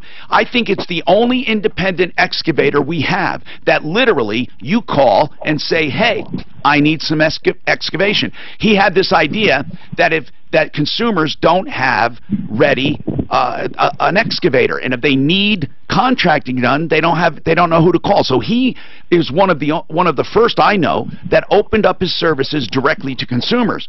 Now, contractors call him as well, of course, if they need a foundation dug or they need a gas line dug, but he's also available directly to consumers. So anything around your house you want to get done with an excavator, he has the equipment. And I'll give out his number in a minute. But Scott, bottom line is this. Joni hired a guy to dig out her basement, okay? It's a new construction. He dug the hole, excavated the hole for the foundation guys. The foundation guys went in and put in the foundation.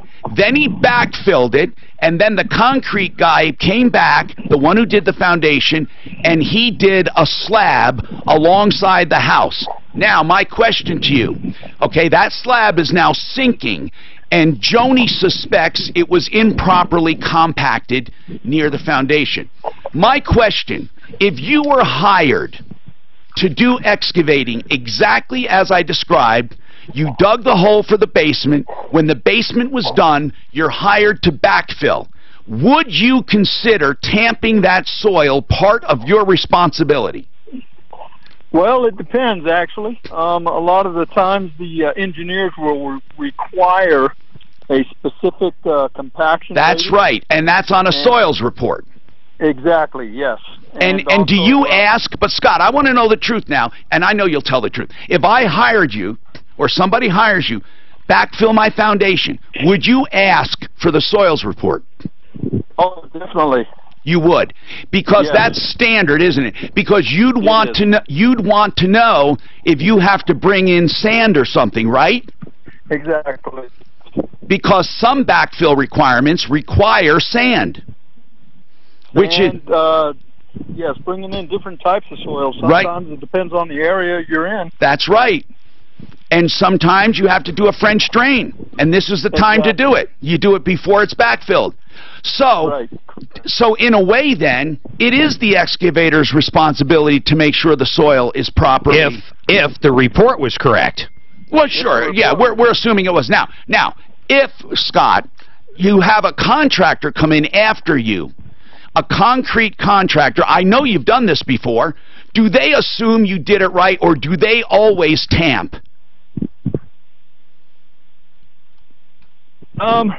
They assume that the backfill was done, to the specs according to the project. Okay. I'm catching you unprepared, and you're telling me exactly what I suspected in the industry. Being an excavator is more than just having a big machine. Right, exactly. You have to know what you're dealing with and how you're dealing with it. The same with backfilling a gas line. You want to know, is there proper bedding material down there? Yes. A lot of times, as an excavator, we could either put it in or exclude it in a contract to have a soils, an expert come out and do compaction testing, just so you can meet those specs. Okay, so Scott, I really appreciate it. Scott Shepard, if you ever need excavating for any reason around your house and you want to go direct to this guy and get it done, 303-981-6559. He's available on the referral list at referralist.com. 303-981-6559. Joni, we have another plan of attack coming up because I think you really need to know how to go in armed and extremely dangerous dealing with this.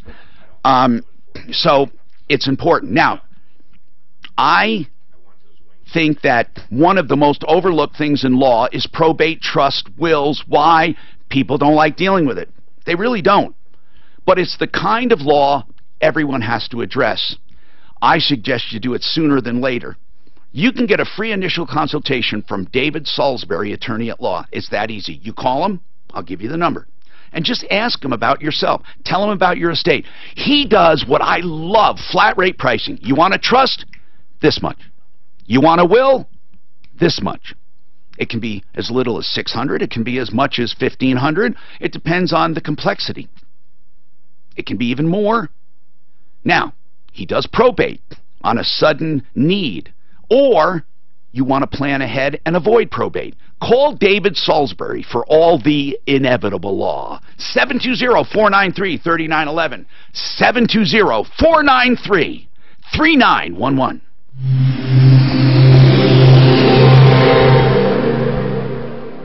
iHeartRadio Music Festival.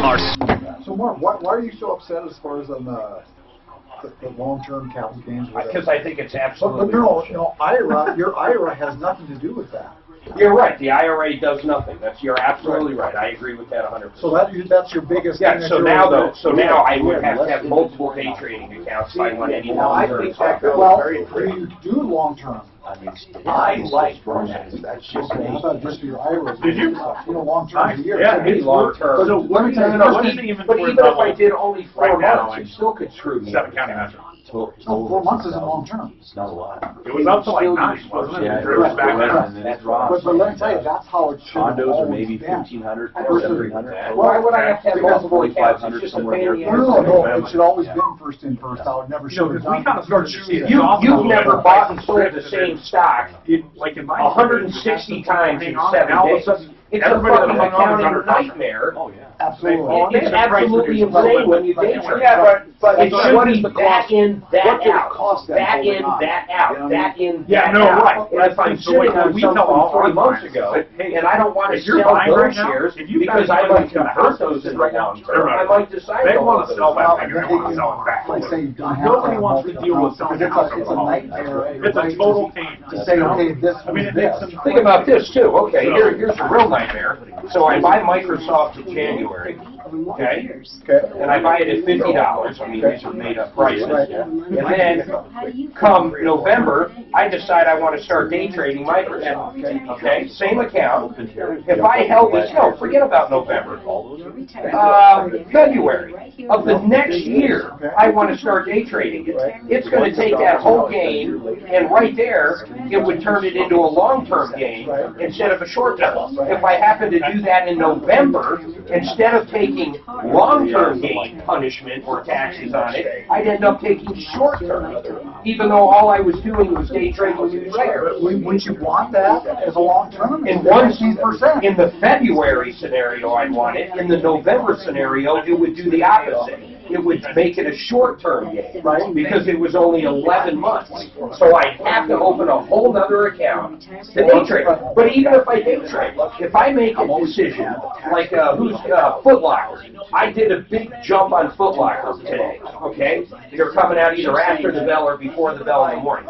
If it goes negative for me, okay, well actually I shorted it. But let's pretend I didn't short it. So let's pretend I expect it to go up. And it goes down 10%. And I'm not willing to take that loss. So I want to go ahead and sit on it for a while. And I don't need the cash. Here's the whole problem. If I decide to day trade Foot Locker later on in that year, it fucks me. It fucks me. You know what I'm trying to say? I wish that was less though. I got to take a tax. You did. Is your store? Isn't your store inventory always first in good stuff? Yes. I'm trying to think why it wouldn't be. The only thing that changed prices a lot, actually mine was an average, because I dealt, most of my inventory was liquid. It was oil, but no, it was an average. So literally, if I bought oil for $1 a gallon and then $5 a gallon, gallon, so it's $3 a gallon. Because all I'm saying is it's not that big a deal for most people, and it's an easier accounting to do that, because it automatically goes in first in, first out. Otherwise, people cheat all the time. It's going to cost over, I think it was $1.4 trillion. What a difference is that? But you're missing out on The biggest way is because anybody trying to do long term, if they buy or sell anything in between, it's going to screw up the long term and make it a short term, which is a difference. Unless they go to have Could you imagine? Well, and see, I don't even know the legality. Is that a loophole that I can do? I don't think it's a loophole, but that's how. So I can literally buy. That's how they do it now. If I go to a separate account with Charles Schwab, they ask me, they don't ask me automatically. I can go to first in, first out when you tell money or have your American, your day account, and have a Schwab account for your whatever. Well, like I said, even in my day trade, I might hold something because it went wrong. And you might even be able to transfer stock over. Yeah, no, they are. No, I don't like one bit of it. The big deal. I don't care. I started thinking about salt. Well, salt is not going to affect me because my taxes are so low. Mark, if I had a mortgage, how much can I write off right now? What's salt? It has to be under $1 million right now. $1 million right now. 500 is the plan. No matter what your income is? Yep. Just the interest. Right. With interest rate. I'm Tom Martino, your troubleshooter. 303-713-TALK, 713-8255. We talked about, and I will get to all of you, I promise. Please, Sandra, hold on. I want to help you with that horse problem. Let's go on to the second major change. Right now, with lending, they're allowing a higher debt-to-income ratio, up to 50% debt-to-income. So whatever your income is, gross, you're allowed to have 50% of that go out monthly in debt, including, but it has to include your PITI, principal, interest, mortgage, and insurance. What were you going to... Oh, you want to talk about... Go ahead. Well, on the GOP, I wanted to ask Brent this. On the GOP, tax ideas is about the best I'll give them right now. Right. One of the things they're talking about is taking the mortgage interest from $1 million that you can write off down to $500,000. They say 90% of the country will benefit, so I wanted to ask you, is that true? Are most mortgages under $500,000? In Colorado... I don't know how true that is anymore.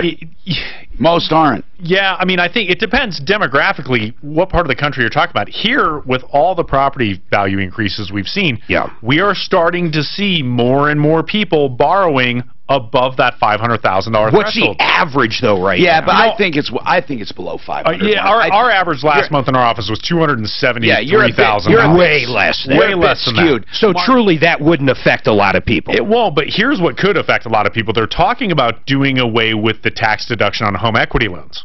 That could affect a lot of people. That's huge. You have a lot of people that are consolidating debt, getting rid of, and using home equity loans. Then the catch, though, is they do a cash out in a refi. And a first, yep. Okay, Sandra has a problem with a horse caretaker, I think. Sandra. Yes. What's going on? Well, I've got some statements I could read to you very quickly. Well, I want you to tell me what the problem is first. I don't even know what the problem is. I keep my horse at a boarding facility in Canyon City.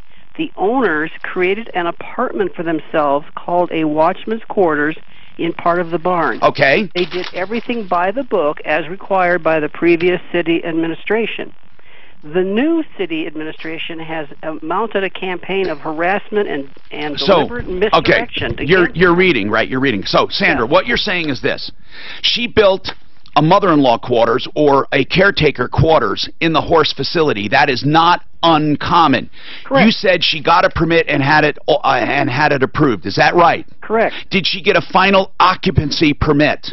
Well, she did from the previous administration. Well, it doesn't matter. It's from the... They can't go retroactive and take away occupancy. They can't do it. So, no, but what they can do is come back and say, oh, by the way, you're on a floodplain. You got to do this and that and the other. Hold on. Yes, they can if it's legal and if it's true. Okay? So if they come back and say, we found out you're on a floodplain and you have to have flood insurance, yes, they can do that. But they have to do it to everyone, not just her. Right, and the actual occupied area does not... What county is this? Just part of the barn is. What county is this? Fremont. Fremont County. Canyon City, Tom. Canyon City. We heard a lot of stuff Yeah, about Fremont we sure County. did. We've heard a lot of stuff about shenanigans in Fremont County. Yes, there is. We had people, did you call us before? No. We had people calling us saying there's literally fraud. The Child Protective Services. But here's and what I want to tell you, police. okay? That doesn't mean this is going to help you, Sandra, because we're not going to oust the entire county government. Of course we not. have to deal with this problem. So, the immediate problem is they're trying to evict them from those quarters. How? We can Why? get that stopped. Why? Well, they say, first of all, they said your floor has to be 6 inches off the ground, and they did that. Why originally. did they get an occupancy permit if they had these other things? Do they have a final inspection and occupancy permit? Yes, but that was under the old administration. Will you stop saying it doesn't matter? It's the building department. They got an occupancy permit. They can't go back retroactively. They can't. They have to have something real. So the immediate problem is they're telling them to do what? They're telling them, well, you have to have your floor 12 inches above the ground, and then they turn Is that a new law, or was that in effect at the time? This is what we don't understand, because they're conducting so much of this business behind closed doors. There was, on the 6th of November, there was a council meeting, and people could attend, and this sable was the last item on the agenda. Okay. And when they got there, they dismissed everybody and went off to hide in the behind doors. So what was the agenda item? What was it exactly? Dealing with just this barn? Yes. Now tell me why would one barn with a couple, is it a couple living in it? Yes. Why would this take so much attention from the county? We'd like to know that. Well, Sandra, maybe it wasn't made as residential and someone's not supposed to be living there permanently. No, it wasn't. You're correct. It wasn't zoned residential. It was zoned rural for the But barn. you're saying, are there houses in the area? There is a neighborhood that is a ways away. Okay. Whether it's zoned residential or not, there's no such thing as being zoned just for a barn and no residents. No, rural. Okay. Then, like R2? I mean, I guess I don't know. Whatever it is, you're allowed to have a house.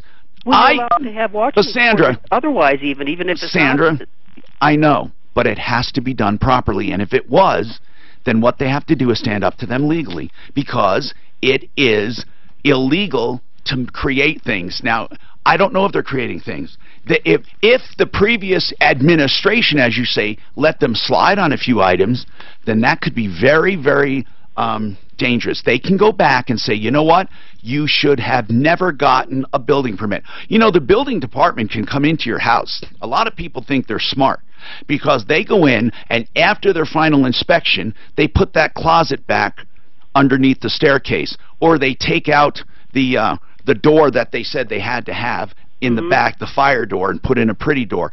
The building department can come back and revoke the occupancy permit and make them go back to code. If you are not up to code, they can make you come up to code, not new code. If they change the code after you've done something, they can't go retroactively and make you change it. But if we want to know. But if I'm telling you, you're grandfathered in for code, okay? You're not grandfathered in for people who dropped the ball.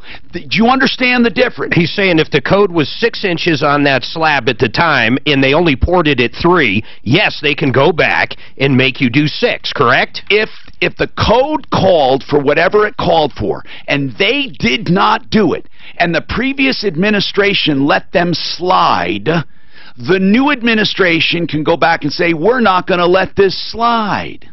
What we don't understand is why it started out as 6 inches, which they complied with.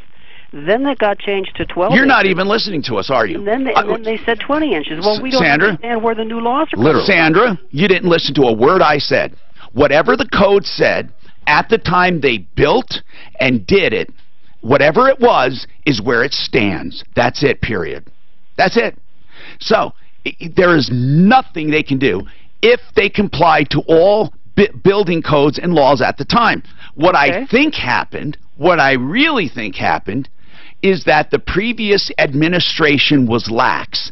And I think this administration is going back and crossing the T's and dotting the I's. That's what I think. So here's what you do. I would say it a little bit differently. The previous administration, because of the culture of the town, is based upon trust. Okay. Your handshake Yeah. is your bond, is I your see. word. I can get you. Mm-hmm. And so people do their business that way. And these Right. people come in from the outside, Mhm. and they're combing through everything with a fine-tooth Right, comb. that's right. to And see as who they can long go and after. as long as they have the law on their side, they can do it. So, if you want to do some legwork, help me out here. Get me a copy of what they're saying that needs to be done and why. And the code. Ask them to show you in the code where it is required. Ask them. Then we can easily research to find out if it's truly the law. Then go back in time and find out what the code was at the time they built. And there is your answer. If you don't do that black and white, if you simply throw up your hands and talk about outsiders coming in, it's not going to work. Now when you come back, she might be able to go. Remember, do your thing. Okay, she might be able to go to the general or whoever the contractor was too. If he actually was supposed to pour it at 12 and only did 6. So just like you know, this lady, she boards her horse there. This lady, yeah, she just wants to She help doesn't out. own the place, she just boards I her know, she horse. wants to help out. No, she wants a person there full time. She wants to help the people who are there. But the reason is because she wants. It doesn't matter why. She wants it. She's calling to help them, right? I mean, I don't give a shit she has a horse there. I don't care. She's got a horse to grow. No, seriously, Dan, I understand that she doesn't own it. It doesn't matter. I mean, but she has to do this. She has to do this homework. I mean, I want you to answer, how long would it take you to train your wife in if that happens? You didn't answer that question earlier. Maybe I never. Mark, I have a feeling. By the way, sorry to interrupt. Good answer. Dan, I have a feeling they didn't do it right the first time. I think you're exactly right. I think it was a good old boys club. And that's what, you know what? When you go to Cell House, one long weekend in Vegas be a real problem, right? For just $89 plus parts. That original Vegas one where he marries you get a the complete dancer, diagnostic which is hilarious. I can't think of the name of the movie. At least you'll know they've taken out. What's the one where they go? Yeah, there's so many Vegas movies. They go there and party. Quite the notes over there. Oh, wow. The Hangover. I got this concept. The first one was hilarious. And when that little kid shoots him in the nuts with the snapper the extra time going. He'd go show up early and leave for the last week. And then I read this concept about that if you study an hour a day in your field, just an hour. All right, I'm going to do that Rocky Mountain coming back. So what I do is I study like I have an attorney, and I talk to him for an hour and a half, and we study real estate together. Like, I'll make him like a personal coach, and then I do studying on my own. So I take about an hour and a half to an hour, and I just study something every day just to sharpen. Are you guys going back to Vegas? Yeah. So look, this is just something. But stuff, but it's. The RE/MAX conference is at the end. I think the well, that's what I was talking about. Are you going to the RE/MAX conference? Were you know that are on your? I don't think so. No. We're kind of hoping that it coincides with your trip. Yeah. And understand their side of the business. Because you want to see the killers. Because if you understand their side of the business, you get better advice. That's why Mark's going. Your killer process is going to go, this is what we're going to do. So, And then he comes back and sees killers again. Blow up in No, they're doing a. I've been eating. Yeah, I'm only eating now. We're seeing tons Once of a stuff day. where we had Between a buyer of ours who got their 5 and under 8, contract. so I got a 3-hour window I eat. Get the thing under But- contract. It's over in Aurora. What's They're killing buying me something is like on this. Thursdays, I stopped This at sounds Brothers like Barbecue. You need to give us and get these $25,000 to chicken replace wings all the that windows are in Aurora. smoked. They smoke them so they fall off the bone, but then they pull them out right before you buy them after they're smoked. People are going to And be they like, put oh, them yeah, on that sure, no hot problem. fire grill to crisp up the skin. Oh my What I God, do, they I are take the unbelievable. shock factor out. I tell them So up I front, don't ask know this, if I'm going to be able to wait past. and it makes them a little bit try to ask for things later. You know, and a lot of times. You know, it says it has to be perfect. inspections. No, I'm trying to train my body and use it during the heat. That one day. Because I don't get The inspection's probably the biggest thing, not the appraisal. Yeah, the inspections. No we cream, had, no we had nothing one. anymore. There's a buddy of mine. They were selling their house. I literally buying a do bigger a 22-hour fast every day. So are we gonna fast? People they were buying from said, no problem. I told we'll Suzanne, my next under one, I want contract, to do they get their 5. contract, they go through You've the got to read in this They're book selling with their 5 days to figure body. It's so good for you, it'll blow your mind. $25,000 window allowance. We're going to let you read the book. I got to finish it. She's read it twice. Really? Right? Are you kidding me? Yeah. Sellers are less likely to budge in this market anyway. Yeah, for sure. Not for And that. I already do Rockies. You know, I did. I've had a lot of reasonable people for reasonable things. Yeah. Not not extravagant, not upgrade. Yeah, right. We'd like you floors. I'm sure you would. I like the guy in the RV thing. When I talked to that lady, the first thing she said is, he knows everything. He's trying to get out of it. And I offered to do it numerous ways. Last week it was whatever. It wasn't the bathroom. It was the water wasn't turned on. The cable doesn't work anymore. He knows this. It's a storage place. If he's got a camper that works, he can stay there. I would say let him out and you never welcome By the back. time he retired, would study the top 10 wide receivers, how they ran their routes, everything. He was always a student. Oh, is there anybody? Yeah, so I That got a could chance change to Craig, call right? him. Did you really? Yeah, so a neighbor of mine was a Bronco at the time. We went out playing. All right, so Tom, I got to tell you, Craig at Rocky Mountain Tire Service just finished up my last tire changeover for the season, so I got my snow tires on. He did it right here. He's a mobile service. He did it in the parking lot, and here's what I love about him. I talked to him about a month ago, and I said, you've got to start doing new tires, and here's what he's doing. You can go, any listener. I remember you saying that, because all he was doing is installing your tire. Or you could go purchase them like a discount tire and have him put them on, which makes no sense. But now, everybody listening, the best way, in my opinion, in fact, beyond that, I believe the cheapest way to buy almost every major brand tire now. To go to him. He has no overhead. You go to TireRack.com. Everybody's heard of that. That's one of the largest tire wholesalers in the world. Then what? TireRack.com. Pick out your Michelins, pick out your Goodyears, pick out whatever. He can pick them up, and then when you check out and pay for them, you choose Rocky Mountain Tire Service as the installer. He will bring them to you and put them on the vehicle in your parking lot, in your garage, at your work, at your home. There's no better way. You go first, you get the discounted tires at Tire Rack. TireRack.com. Then you simply choose online this guy. You choose him when you check out Rocky Mountain Tire Service. When you choose him and check out, do you pay at that time for the installation? You pay everything right there for the installation. And then he comes and gets you. He can either go pick the tires up for you, or they'll ship them directly to you. Best way to buy tires. That is awesome. He's at 970-412-2246. 970. This is Denver Metro area, basically. 970-412-2246. That's cool. That is really cool. And he listens. That's what I like. All right. Yeah, because you suggested that, and he did it. Yeah. Yeah. Liliana. Hi, Tom. What's happening? Thank you for taking my call. I have an issue that happened to me yesterday, and I think... And Liliana, I'm sorry that you had to wait so long. What is the issue? What happened? Okay, so the issue is my sister and my mom have been living at this apartment complex for over 10 years. 10 years. So yesterday, I went to visit my sister. We're watching the soccer game, right? So a soccer game is no more than 3 hours. I went in, I parked my vehicle. I was with her. The game finished. We finished our snacks. And as I'm coming home, so I went there right before 7. And by the time I left, which was right before 11 o'clock, I got to get in my vehicle, and it had a boot in it. So they, for whatever reason... So I want to know. I want to know a few things. Did you park in guest parking? You know, when I call, there is no parking spaces. Okay. There are no assigned parking spaces. No. There's it's no open, sign, and it's not even painted. No, on I don't mean sign. I meant there are no parking lots designated for residents and some designated for guests. Okay, so the parking lot... That's a yes or a no. Are there places designated for residents and some designated for guests? I just need to know. Okay, yes. Okay, but... The ones that they claim to be visitor parking... Okay. None of the parking spots are marked visitor parking. So there's no way to know.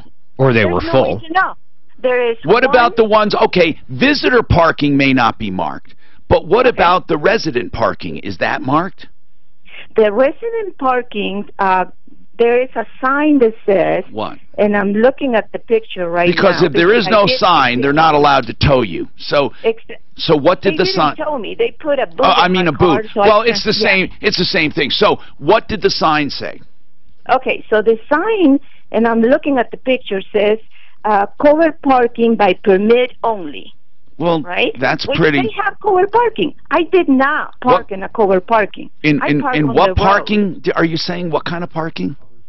Covered parking. So there are some like covered parking. Yes. Okay. Yes. So Right. I didn't park in those because I know better. Right. I didn't park in any kind of parking. That's the only sign there is, covered parking. Covered parking only. So there are 3 signs, and I have a picture. All I right. can send it to you. Deputy Greg. Deputy Greg. She hold sounds on. like a scoff. Can you call? No, call over there and let's find out. Let's get their side of the story. She did the crime, baby. No, she may have needs an to issue. do the time. If it's not signed properly, she may have an issue. I'm going to check it out. Then we're going to talk about more crazy laws people are sending in, and then we're going to talk more on real estate and more on lending. Hi, it's Dave Logan from my dentist, Willow Creek Dental. You know, I was blown. It's like she's trying to get It's like it's a sickness she has, what disease? She's collecting bruises. What is it? It's Munchausen, but with marking. Oh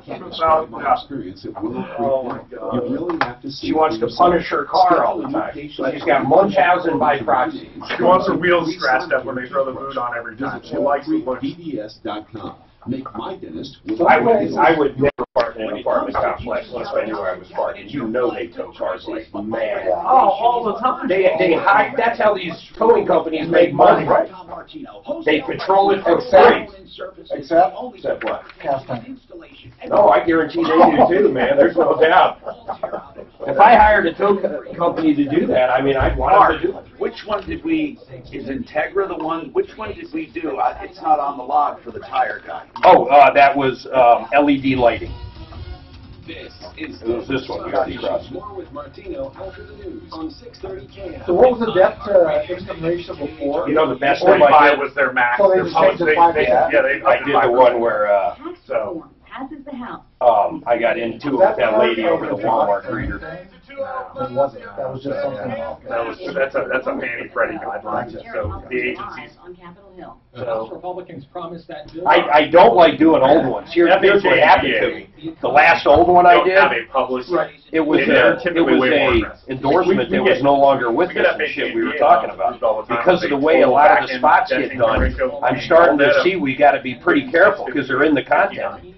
In other words, I don't never want to do a Stem Cell Institute of America spot in any vet stuff. You follow what I'm saying? Oh, yeah. Drew. What's your credit? Colorado Tinnitus, Pro Auto, Sentry, Integra, and Raleigh. I guess I didn't realize VAs had a debt to income ratio, but I'm sure Well, they do, but then what VA does too is VA's got it more aggressive, but then they have a disposable income calculation on a per household, per head household basis. So it's different. Yeah, so it's different. But you can get, VA's pretty aggressive, although we looked at one. Hey, Mark, what about my guy? I mean, not Brent. My guy is holy shit. Yeah. Well, he's not how totally. bad is it? He's at like 71% DTI. Yeah. Oh, you can't. There's nothing. It's not good for him. I mean, literally, you can't buy groceries. Yeah, but he's making his payments. Right. Every one of them. That was Because he's terrible. probably got, because I think, and I'll double check back on it, because I don't want to speak out of turn, but I think he had some other income that was coming in, a good document. So that's how he's making it work. So, He's a gambler. No, so gambling. What about his wife's income? That's probably what it is. Her credit was, I mean. So even if she has income, Yeah. if you put someone on the loan, you got to go off of the lowest credits. even if you can't just put them on for income. You got to use their credit. I never thought of that. There's no double dipping. So. Is there a way to pay around? And as you got older, You know, let me look at that. He's not going to default. No, right. That's kind of what. So we were looking at that underwriting. We just got to figure out a way to do this thing stable. But will people go in future stuff here? So will people still look at his DTI?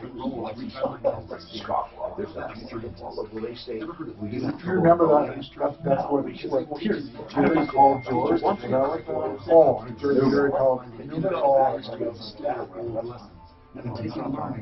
That's my white whale.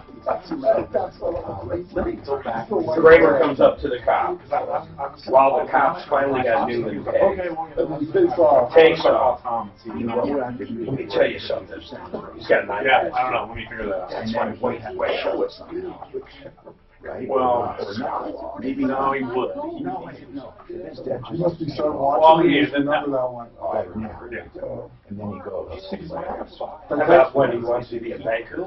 So Kramer and he gets another ticket. Newman, and he's got to go to court. So he's got to come up with the way out of it. So as they're sitting there ready to go in front of the judge or the cop, he tells Let me go back Kramer, and look at that on it. I didn't think about that. But let me look at you got to say that you were going to commit suicide because your dream of becoming a banker wasn't coming true. I don't And know. that's why I rushed on to save your life. I want to say like because your dream of being a banker. That was such a strange reason. Where did it come up? And once I realized I could never be a banker. Not, hey, you're way too honest to be a banker.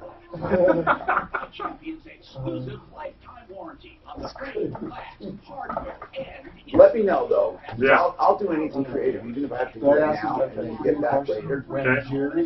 Are you trying to cash out? Who, me? Yeah. Yeah. That's so But I have a hard. very small one. Very Yeah. small loan. 12 grand. Oh, that's it? But you're trying to cash out of it. Is it a second? Not. It's suppressed. Here's the deal. If it was a second, I'd take it at 24%. Here's the deal. I'll give him cash today. I literally have never. Payments tomorrow. I literally have never been with another guy over 10 years. Yeah. Ever. This time, I don't know what happened. It's like, I don't know. I mean, never. And they even had. Is it a third? Okay. He just has, and he's, no, truly, he pays all his bills. He does. I mean, there's like. What he owes you. Mm-hmm. That's the problem with 71%. You're last in line, baby. He's going to pay everybody first. People can be a real challenge. That's why ZipRecruiter is obsessed with finding you qualified candidates fast. Whatever happened to that house you went out to that had the animals and the birds and the black mold? Did they ever sell it, or are they still living there? You know, I think she ended up keeping it, but she had some trouble with the city about her animals. I would hope so. Remember? Yeah. She had, my God, he walked in and there's things running around in the house, Brent. I mean, like rodents. That was the worst thing I'd ever seen in my life. Oh, yeah. And I don't like rodents as it is. Yeah. And we opened the door and there's like a rat or something on the counter running. I'm like, oh, man. Tell him what was in the garage. And there's trash all over, so as I'm walking through the kitchen, I'm concerned what's going to go up my leg because I can't see what's underneath. I'm like, oh, man. He's not kidding. We walk in there. And then she said, well, so let's go in this room. Because the living room, everything was piled to the ceiling. She was a hoarder. Yeah. So we go in this other room, and there's this big turtle, and a hamster, and a snake, and she had all this stuff. And it smelled horrible. And I'm like, I can't believe what I'm seeing. My favorite line from Frank over the years, she looks at him and says, what'd she say about the basement? Oh, she goes, we're going to need to put a mask on you because there's mold in the basement. All right, Before we get out of here. Let's step outside for it. I was stuttering, Brent. I was nervous. Oh, yeah. I didn't know what was going to attack me or bite me. I mean, it was uncomfortable. So, when I first got in the lending business, I ran an office in Salt Lake City, Utah for a year. And I went into a house in Magna, Utah. Same thing. I went in with one of our loan officers. I was the branch manager. Same, like, my stuff running here, I wouldn't sit down. I was really like, sit down. I'm like, no, I'm going to take it with Ralph, the appraiser. Kind of give him, the lay of the land. I go, you can do it with loss. I was like, we're walking out, and I was like, so what do we do about that? I'm like, we send the appraiser out there, but I'm just going to tell you, there's no way. Like, we've got all kinds of obsolescence problems, and it was just very few times have I ever been somewhere like, I don't know, I'm going to be in a wreck. And I was like, in their front yard, there was no landscaping. It was chopped up hunks of concrete that they just thrown down where the grass was, and they called it xeriscaping. Oh, my God. Zero maintenance. God, that's for sure. Definitely zero maintenance. Keep the kids off the lawn. Yeah, keep the kids off the lawn. It had to be a refi, not a... Hi, Tom Martino here. Welcome to the show. This hour brought to you by the Raleigh House. I'm proud to be associated with the Raleigh House and Addiction Treatment Center. that has established a special community number. And this number can be called at any time, and questions will be answered. Now, it's not like a crisis line. If you're an addict, you can call it, though. But it's mainly for the loved ones around addicts, people who have addicts in their lives. And if you have a drug addict in your life, I'm going to tell you a few things. You suspect it first. Then you pretty well know. Even if it's diagnosed and prescribed by a doctor, doesn't mean it's a good thing. And it'll never get better, ever, without help.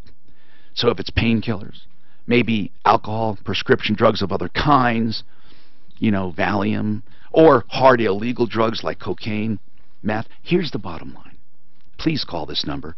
You'll have a loving, caring staff at the Raleigh House answer all your questions, any questions, cost, insurance, duration, limitations, what happens, what other treatments are available. They'll be open and honest with you. Now, at the Raleigh House, they have a premier program, an addiction recovery program, all evidence-based treatments, treating the body, mind, and soul. I threw in the soul part. They're just good people. 720-893-5559. Please call. Don't put off another day. Please. It's so important. I have so many friends that have been helped. 720-893-5559. Raleigh House. TheRaleighHouse.com. Steve's got a crazy law. I asked about crazy law. Steve, what is the crazy law you have? In Washington State, or you can go to jail or be fined for harassing Bigfoot. I saw that one. Really, for harassing Bigfoot. Take Steve's number down. He might be the lunch winner. Okay, now Liliana had a boot on her car. I asked Deputy Greg to call. Is he still on the phone? He's making the call now, Tom. He's making the call. She had a boot on her car. She said she was there for about 4 hours, and the only sign she saw was parking for a permit in covered parking, and they don't have any clearly designated visitor parking. What do you want to bet if I drive out to that complex? I see signs all over the place that say you're not supposed to park there without a permit. Not lunch. Dinner. Dinner? Dinner. Dinner. Dinner. Where's the place? Where is it? Okay. I'll head there right after the show. Liliana, where is it? And you, how do I know? Oh, no, you won't. I'll take a picture. But how do I know which parking lot you're in, right? He's helping me. Liliana, where is this located? The apartment complex is let's see. And before you go, it's not dinner at Shanahan's, by the way, or Del Frisco. Depends who wins. No, I'm telling you right now. Del Taco. Right now, before any of us win or lose, it's going to be a moderate dinner. If I win Del Frisco's, Liliana, you win Del Taco. Where is it located? The address is 6107 South Parker Road. Okay, now, what is the name of the complex? It is The Grove. The Grove. Grove at Cherry Creek Park. The Grove at Cherry Creek Park. Now, is there only one big parking lot? Actually, it's an apartment complex, so you come in and by the office. Where did you park? I parked in an unmarked. Where? Like if you drive in? Well, if you come, for instance, through through Parker in Orchard. You're going to come around. So you go down Orchard. You go east on Orchard from Parker. Yeah, actually, you go west from Parker. Oh, I don't think... Does Orchard go west from Parker Road there? It ends at the apartment. Okay, so you go west on Orchard Road. As you're going south, Mark, on Parker, you take a right, or you go west on Orchard. Then what? Okay, so you're going to go over... I'm a lady, so I'm going to give you instructions like a woman would do it. No, I want to know where you're going to park, where you park. You keep on and then you get into the... I park by building number 3301, I believe. Now, they have to have... Mark, let's take her number. Mark can talk to her off the air, because I want to know where she parked. Mark is saying, I'll bet you it's conspicuously signed. And you're saying the only sign was that one sign that said covered parking by permit only. That's what I took right next to my... And no visitor parking whatsoever. marked. The visitor parking is not marked All right, anywhere. so, all right, fine. We're going to investigate this, and then Deputy Greg is on the phone. All right, Vic, what's going on, sir? Hi, Tom. How you doing? I'm doing good, man. I need some advice. We're going to buy a new used car. Yeah? It's got, it's a 2013 Acura MDX. Okay, so you found it. Pardon me? You've already found it. That's good. Yeah, at H.M. Brown. And okay, that's a good place. They're good people. Oh, go ahead. They're good people, yeah, in general. Yeah. Who did he say? I'm sorry. H.M. Brown. Okay, cool. Yeah, what I was, a couple of things I wanted to run by you. On a car with that low mileage, do you think we would... How many miles? Oh, I'm sorry, 35,100.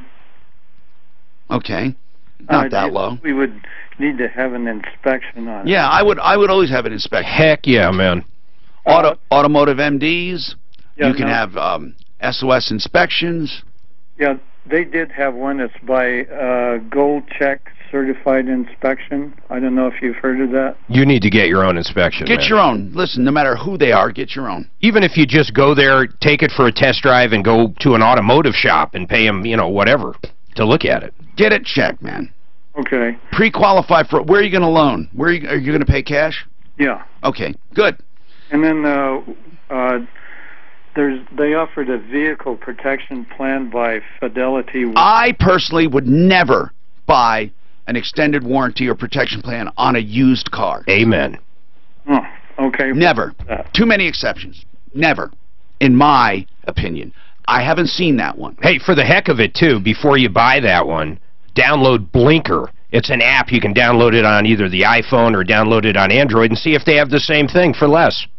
Yeah, there's nothing wrong with that. If you want to do that, Blinker is a cool app, Blinker.com. So, and then, you know, I don't think you may want to make a call at Rockies, but I don't think they have any MDXs up there of that vintage.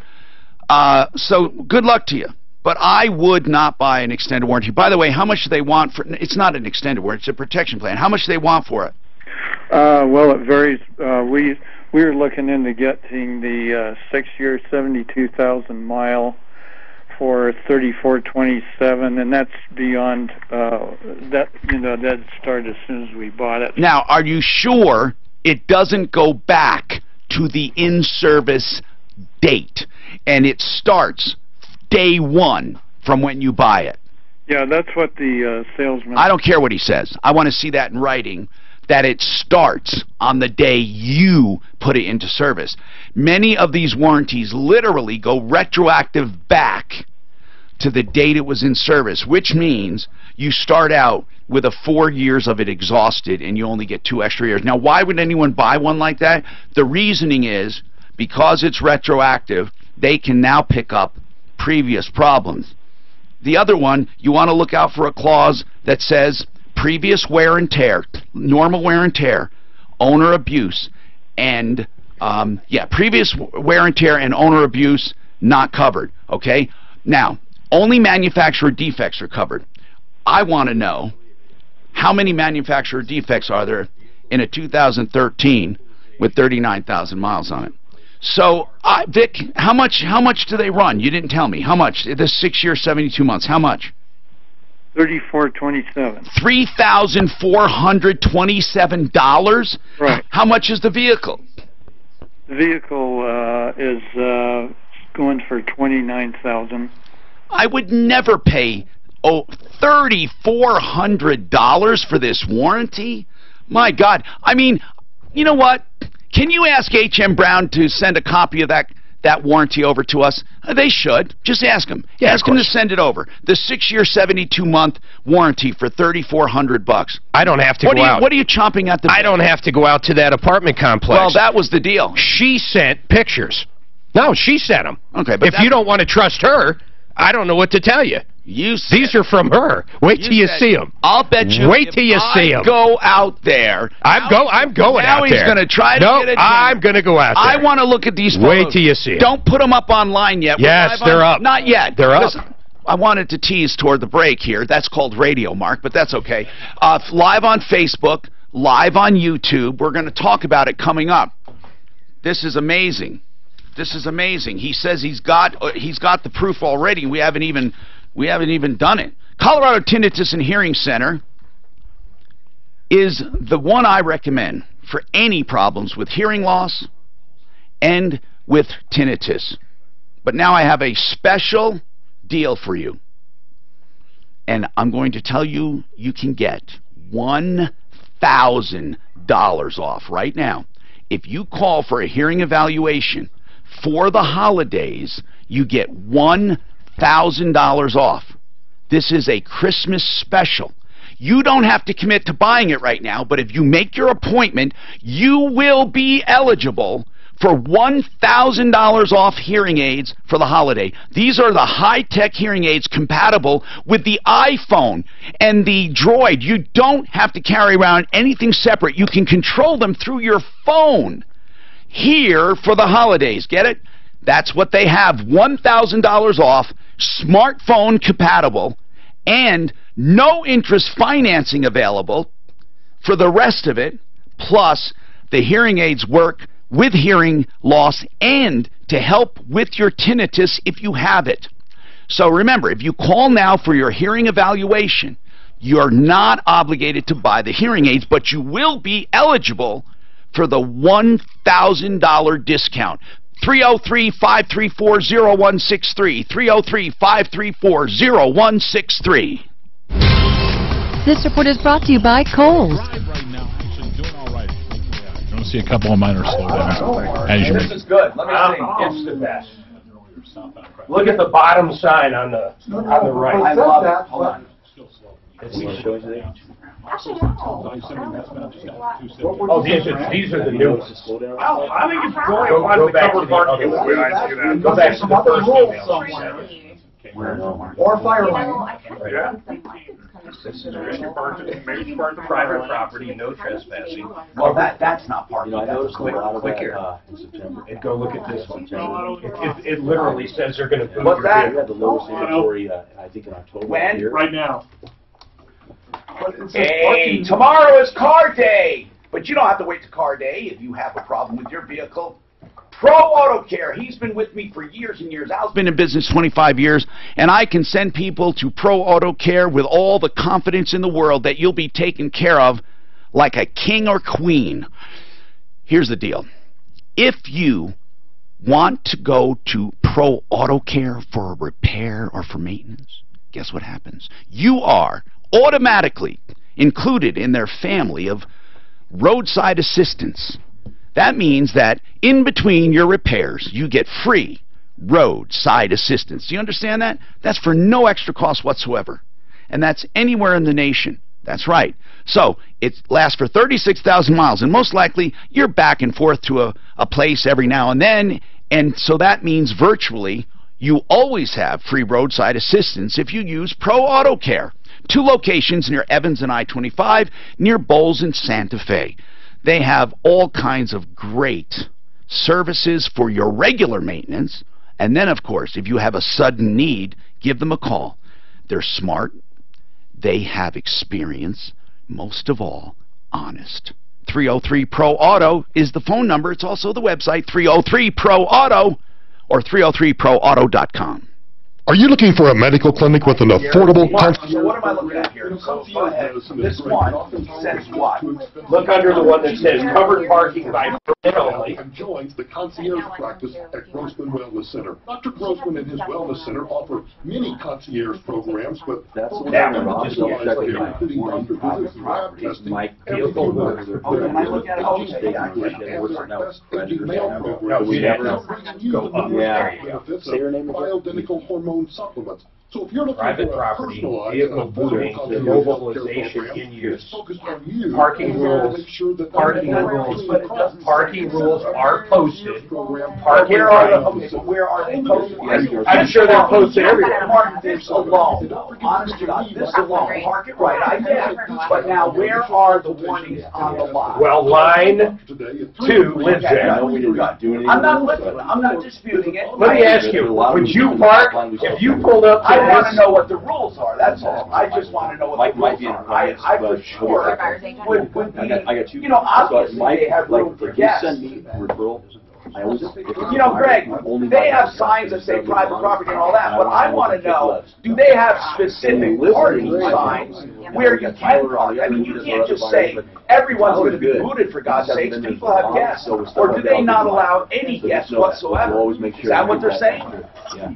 Mark, are they saying no guests whatsoever? I don't know what they're saying. And they're looking that permits are only needed for covered parking. That's all that sign says. But Mark, that's it doesn't talk about our park. It says follow the rules. Yeah. What are the rules? That's what I'm saying. Not only that, it says they're posted. So I would assume they're posted. So that's what I want to say. Okay. But I want you to retake. Yeah, this is almost. I can do this on my way home. It just it worked out. The only thing with that property, and back in the right next to this house, I found that my taking it took us about 21 days, which isn't bad. But most of them we were moving about 10 days ago. When we did get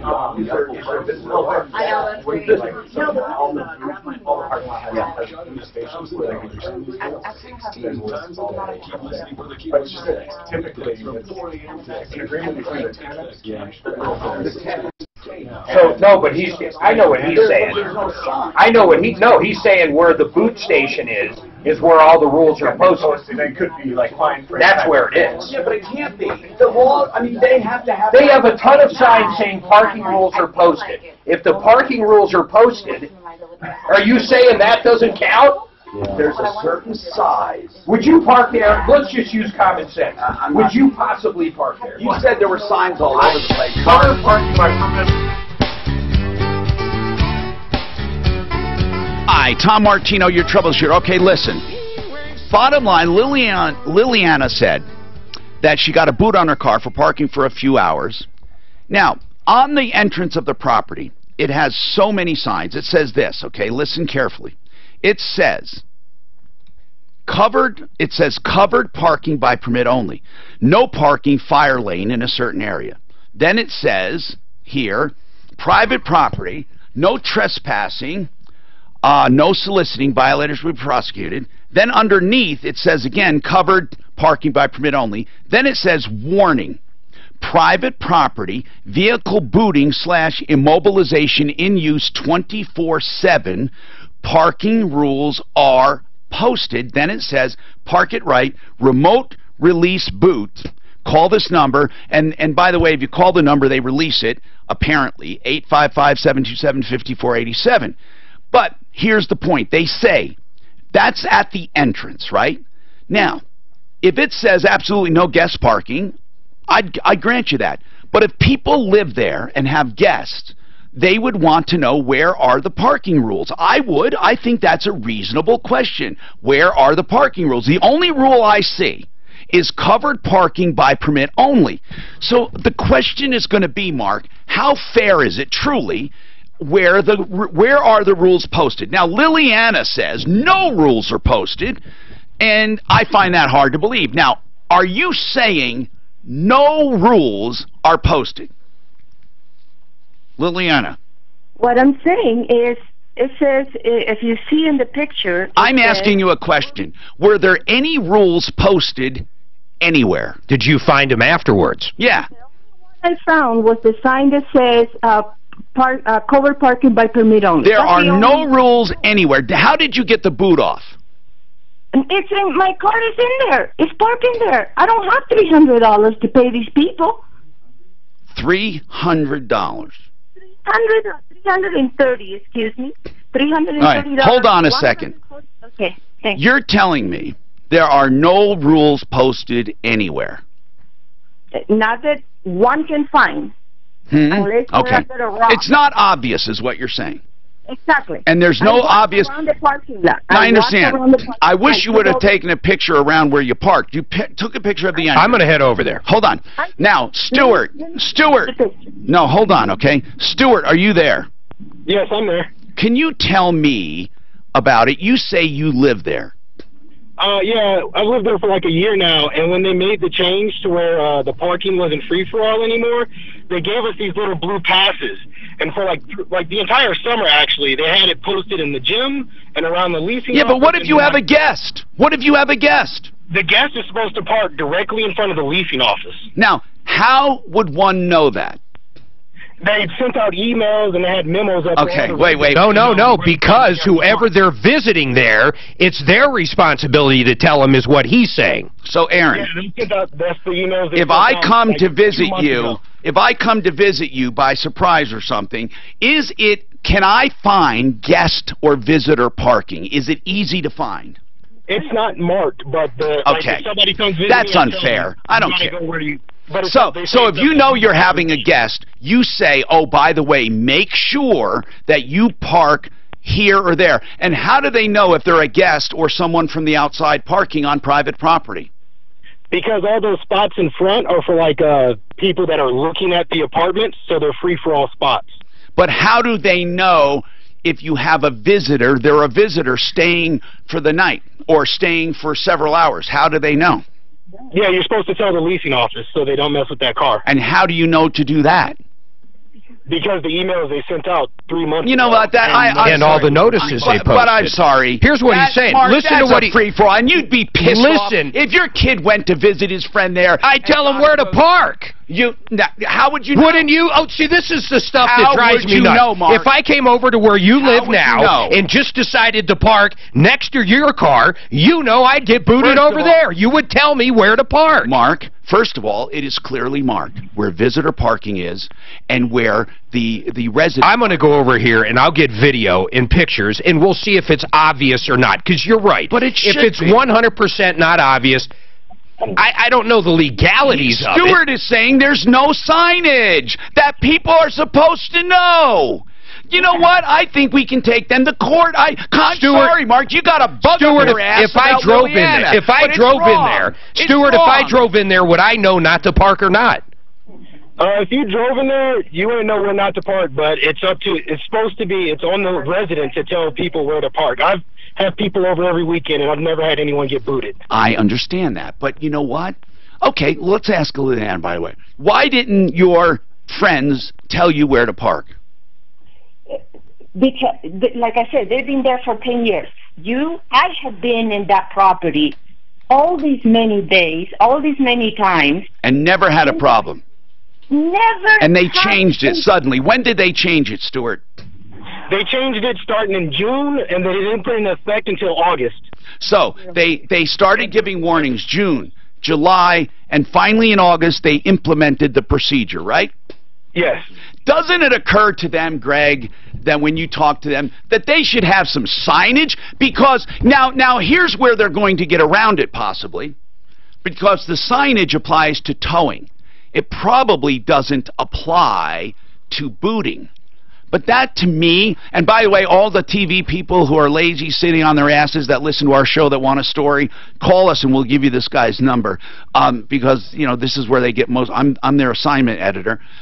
You're welcome to do the story. But I think it's a great story. Well, I can't wait to see it after the show. It's a great story. To me, Mark, go in and talk to them. The secondary part, I don't know how I feel about this whole thing. It's kind of weird yet. But the second thing, $300. Wow.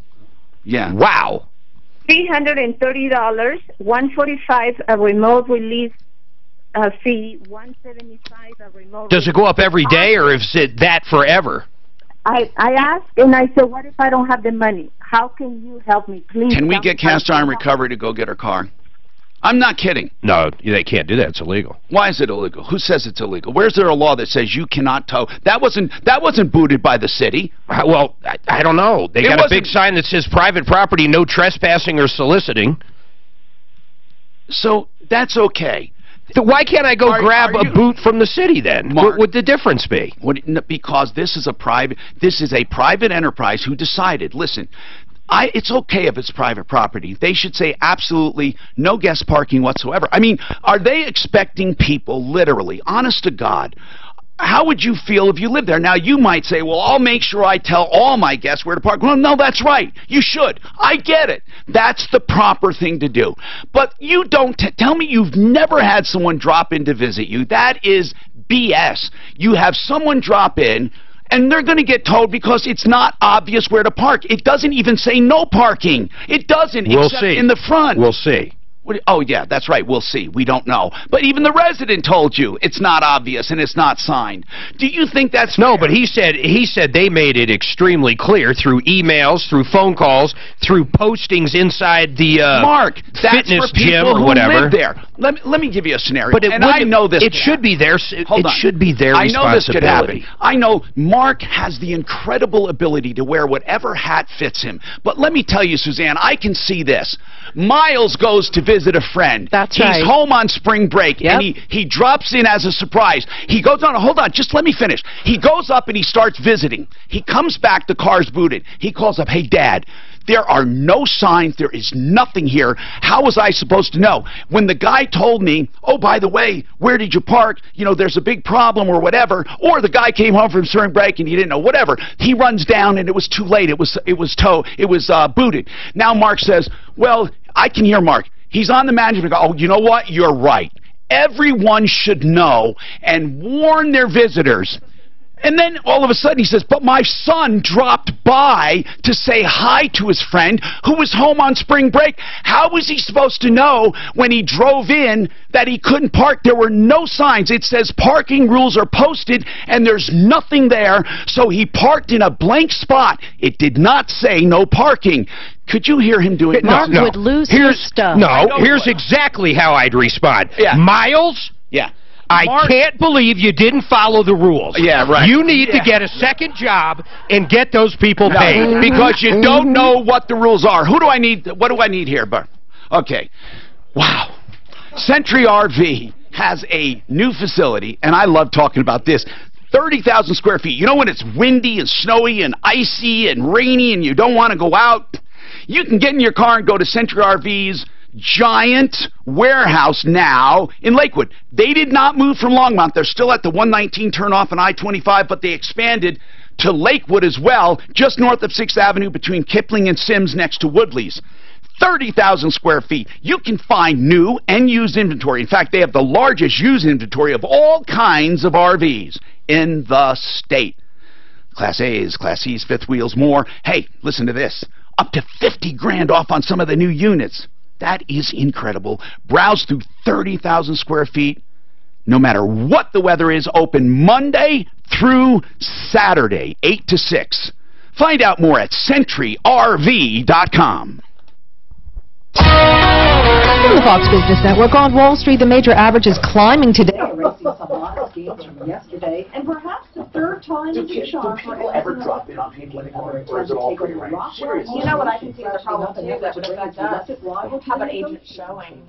Trying to go in there and getting your Well, I imagine you would familiarize yourself, though, with the, with the rules. We would try if the other And agents this is that a we're rental thing, cooperating not a with. sell. Yeah, but if the other agent were cooperating with their You know, and I know, this woman drives all around town, just parking the. We're not around enough to. 7-Eleven or whatever. Honestly, That's total. I'm very big. You know, we're kind of like listed The what? as mercy. I wonder if the towing law applies to booty. Then they're wrong, because they have to have a certain size line. $300 bucks, that's a boatload of money. I'd love to take that car and just, there's nothing that says you can't take that car. I don't know, that's interesting. You take the car and we, Mark, do you know what we would do on social media if we towed that car? I got a picture of the boot. But I'm wondering if you bring the boot back after it's released, if you get a deposit or something back. That's the boot. Oh. You know what I mean? I like we think of. Right. Let me see. Oh, so this one, you could maybe get it off? Yeah. So I called my wife, and it was nighttime, and she couldn't find me. Finally, one of those E47 guys that drive back and forth. He was really nice, and he actually. I mean, they go. I don't know. I don't know the legalities of it. I would do something. I don't want to get her in more trouble. It's their property, but she didn't ask for it to be put on. If I would have had to walk that. I'm telling you, it does. They do not have it. They don't have a contractual relationship with her. And she violated fucking nothing because she's not a resident. She's not. Well, and they never proved anything. That's for sure. You know, when they're not subject to their rules. Like, I'm telling you, she should go get her goddamn car. Yeah, right. And I'm telling you what video. Better to have your deal quick, man. Video. We go get it and Well, find it off. okay. Mark, you don't think that would get hits?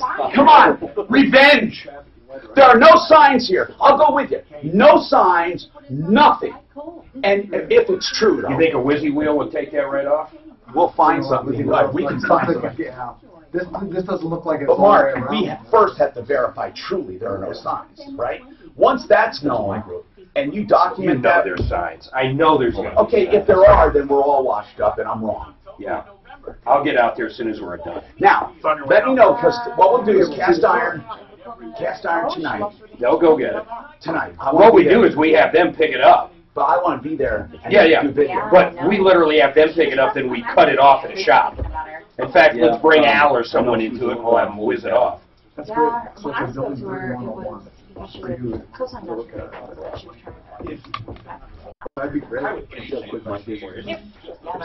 Hypothetical. If my brother rapes me and I turn him in, disclose but I need an attorney. God, I hope so. No, but here's, it's not, but here's. Gloria already If feels I like be transacting, I need an attorney for what they civil call our civil I need to disclose. Or if you got a claim, well, we're thinking we send a repo truck down there. So I tell you, either way, it would end up being a civil. Hi, Tom Martino here. Welcome to the show. We're plotting to go out and tow the car and get the boot ground Hey, there's going to be a lot of people listening right now. We better tone that kind of language down, buddy. That's not going to be any kind of crime because it's a civil matter. These people did this, and I think unless now Mark's going to verify there's no signage. But listen, I got to tell you, if there's, and I got to stop saying Mark. I'm becoming Mark. I got to tell you. No, I am. I'm picking up. You're more handsome by the day. Yeah, I got to tell you. He says, I got to tell you, and damned if I didn't pick up that expression. Seriously, on a serious note, let's keep going and talk about that. But Liliana, get all our contact information, Suzanne, to make sure we're going to be out there right after. Let's talk to Brent Ivinson, Ideal Home Loans, the owner. We're talking about loans and real estate, and we didn't get a lot out, but we did talk about the 50% loan to value has been increased, that debt ratio. What other changes do we have in lending? You know, we're going to see some changes the first part of next year as it relates to us reporting data on borrowers, HMDA requirements. So they're going to require us to report information on applicants to make sure that we're not discriminating on the basis of different races. That's to regulate you. That's to regulate us. That doesn't really hurt us, does it? No, it doesn't, but there's going to be another form that we have to start filling out that's called a demographic information addendum, and it gets more specific on it gets more specific on nationality, stuff like that. So it is going to be questions that we will be asking. Serious, I want to know, does it ask about gender? You know, let me look at that. I don't believe it does. What's the purpose of it? If the credit's okay and everything else is okay, what are they going to do? The borrower can choose not to furnish this information. And what is it called? It's under the what? It's the demographic information addendum that will take effect in January of next year. You had a short acronym for it. Well, no, it's part of the 1003. Why do you think they want it, Brett? I think what they're ultimately trying to look at is they want to make sure that we're not discriminating in any way, shape, or form to different groups of people. So there are additional things. Okay, but what about borrowers? What affects borrowers? You know, we're not going to see many changes next year. Okay, I think what about that's already happened that people may not know about? You know, again, we're seeing a lot of opportunities where we don't need appraisals. Now, if you're somebody... I want to hear about that. So here's the way this works. If you have a loan, or if a loan has been done on the property you're looking at buying, and it is in Fannie Mae's database since 2015, there is a very strong likelihood that we will not require an appraisal on the transaction of that property. So Fannie Mae and Freddie Mac are now aggregating data through a database with all the appraisals they've done. So here's the thing, and we were talking about how old is it? So it's anything that's in the database from 2015 going forward. But what I mean is 2015 going forward, if you refinance in 2020, they're not going to go back to 2015. No, but if they have updated data from the neighborhood, it may exempt you from having to have an appraisal. Okay, so appraisals are being relaxed. Yes, we're starting to see, and that's a huge expense. You know. What else? How about the FICO scores? They being relaxed? You know, not really. Okay. We're kind of at the standards on those. 580 for FHA. What is this guaranteed down payment program? So the way this works is you have so many people that have been concerned about buying, and if they have to sell in a down market, losing their down payment. So or let's say it like it really is. If they walk away. Well, here's the deal. If they walk away, so this is also part of what's covered in terms of your down payment. Now, it's not loss of equity. So let's be clear on that. Okay. So we're not going to cover loss of equity, but we will cover down payment. So it's down payment protection that we pay for as an insurance policy. A guy puts down $5,000 on a house. Yep. Then what? If he puts $5,000 down on a house, you got to be there for 2 years. Okay? Within 5 years of selling that house, if he has to sell it in a down market. Only within 5 years. Yep. After 5 years, no more protection. No more protection. Within that period of time, if they sell and they lose on that property, we will cover all or a portion of their down payment as part of this insurance policy. That's incredible. Yeah, so if the market turns, you're protected to at least have your down payment to go buy something else. That's exactly right. What if the market goes down, you can't sell it, and you walk away? Do you get your down payment? Yes, you do. Can you believe that? Yes, so it's covered in all instances. If so wait. How about if you're foreclosed on? No, foreclosure, no. If you go to a short sale, though, yes. How about a short sale? Yes. Yes. But walking away would then be a foreclosure, though. Yes, if you technically. So yeah, if you walk away and get foreclosed on, you're not if covered. you sell it, if you do a short sale, you get your money back. It's a good question. What about what? I don't know. I need to check on that. I was wondering about a deed in lieu, if it's a deed in lieu. Yeah, deed in lieu of foreclosure. Okay. Yeah. What are tips? What are tips on staging a home? If you had to think number one, I say a clean house. Number one, a clean house. That's what I say for absolutely number one. Absolutely. What would you say as number two, Steph?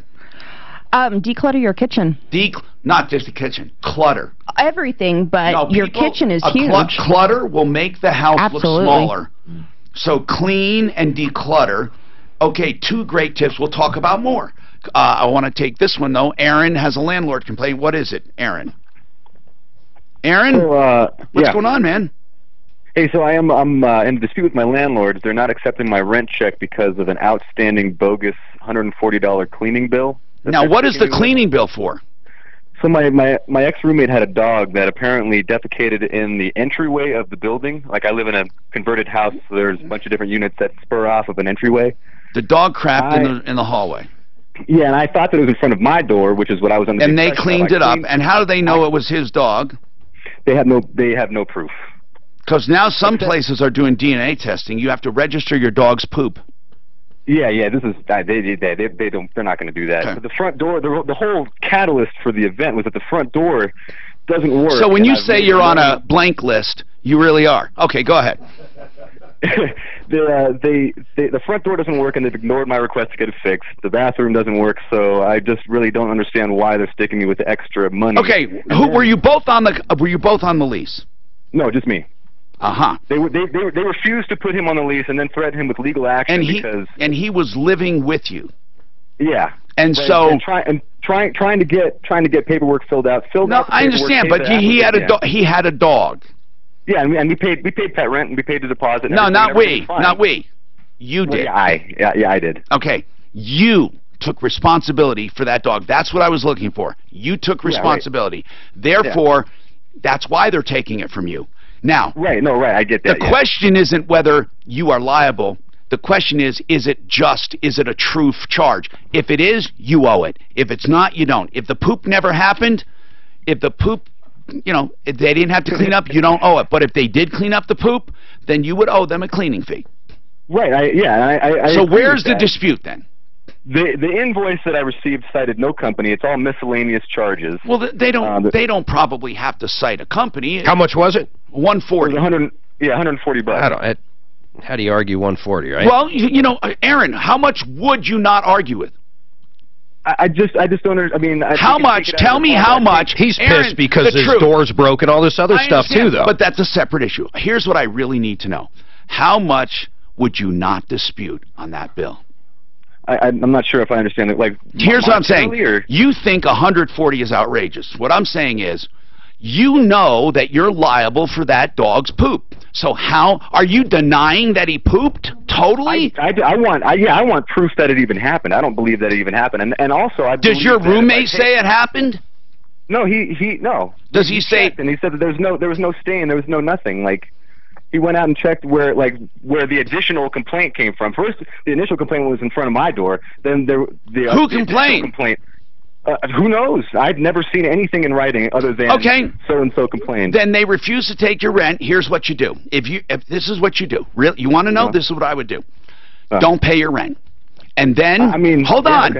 They're going to give you a 3-day notice, and you're going to ignore it.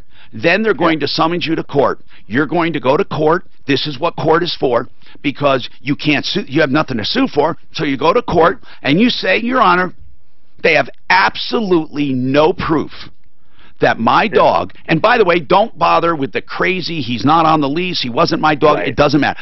They have no proof. I had a dog at the time, and my friend was walking it. They have no proof this happened. I demand to see eyewitness testimony or what. It never happened. That's it. This charge is bogus. The only reason I am not paying my rent is because they refuse to accept it. There is a very good chance, Aaron, that this judge will say, you know what, to accept his rent. Because you do have a lease, don't you? Absolutely. Okay, then unless he has other infractions they go after. If you are that hell-bent, but don't bring up, I'm telling you, they might bring all that up. Don't bring up broken doors or anything. Okay, cool. Yeah. That's a separate issue. At one point, though, I could have sworn he said that they wouldn't let his friend on the lease. It doesn't matter. It doesn't matter. This is all, it doesn't matter. He took responsibility for the dog. It's his dog. He paid the pet deposit. The only thing that matters is that they cannot prove that charge. He said, you say, Your Honor, is it reasonable? All they have to say is it happened and they expect me to pay. What if they say it happens next month and the month later? I would reason with the judge in a very respectful way. If you feel strongly, do not pay. Okay, right now is open enrollment, and you know what that means. That means you need to get health insurance. It doesn't automatically renew. You must enroll every single year. If you don't, you will pay a penalty. And Obamacare is still in effect. People love it. I hear about it all the time on the news. They love it. It's working. It's wonderful. Yeah, I think it sucks, but here's the deal. It doesn't matter what I think. Doesn't matter what you think. You still have to enroll. And I recommend you use someone who is certified on the exchange to do it. That's Integra Insurance. You don't pay a dime more to have someone represent you on the exchange. They can help you. They can help you select the best plan. And they really do a great job. You tell them all your circumstances. They'll show you the pros and cons of each plan. You would never have the time to examine these hundreds and hundreds of plans. Integra Insurance, 303-466-5500. They're on my referral list at referralist.com. They also have their own website, Integra, I-N-T-E-G-R-A, Integra Insurance.com, 303-466-5500.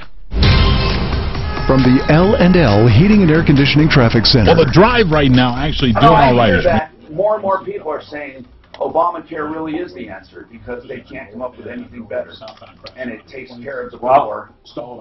Yes, so. That's where I'll leave that. Don't care to elaborate? You like that argument? He knows where I'm at. No, I know. I agree. I'm just. My God. But I can't. I swear to God, though, I hear about it all the time. How wonderful it is. By my calcs, we're done. Look, now one thing about Weird Al. Oh, wait. By who? Apologize. What happened? Al Franken. Oh, no. Is he accused, that son of a bitch? He's a groper. Okay, why does he get away with it? Because they were sleeping. A guy or a girl? So it's okay if they're sleeping. What did he do? Okay. He forced, it depends what article you read, but basically, he forced kisses on her. So what does he say? What does he say? That he apologized. Sorry. Sorry. Sorry. He said, I'm sorry. I didn't know anything was wrong with that. Did he really say that? If they would have told me. I think he actually said, I'm sorry, but I don't remember. No. That's the best answer. Oh, check out this picture of him. I have one. What, Mark? 20 years. While she was asleep, he grabbed her breast. At the lowest delivered price. They got a fucking picture of it. They got a fucking picture of her. That's her, too. She's the one that was saying. But she was sleeping, so how did she even know that? Not during the kissing part. Was he on Saturday Night Live then, or what? He was a writer.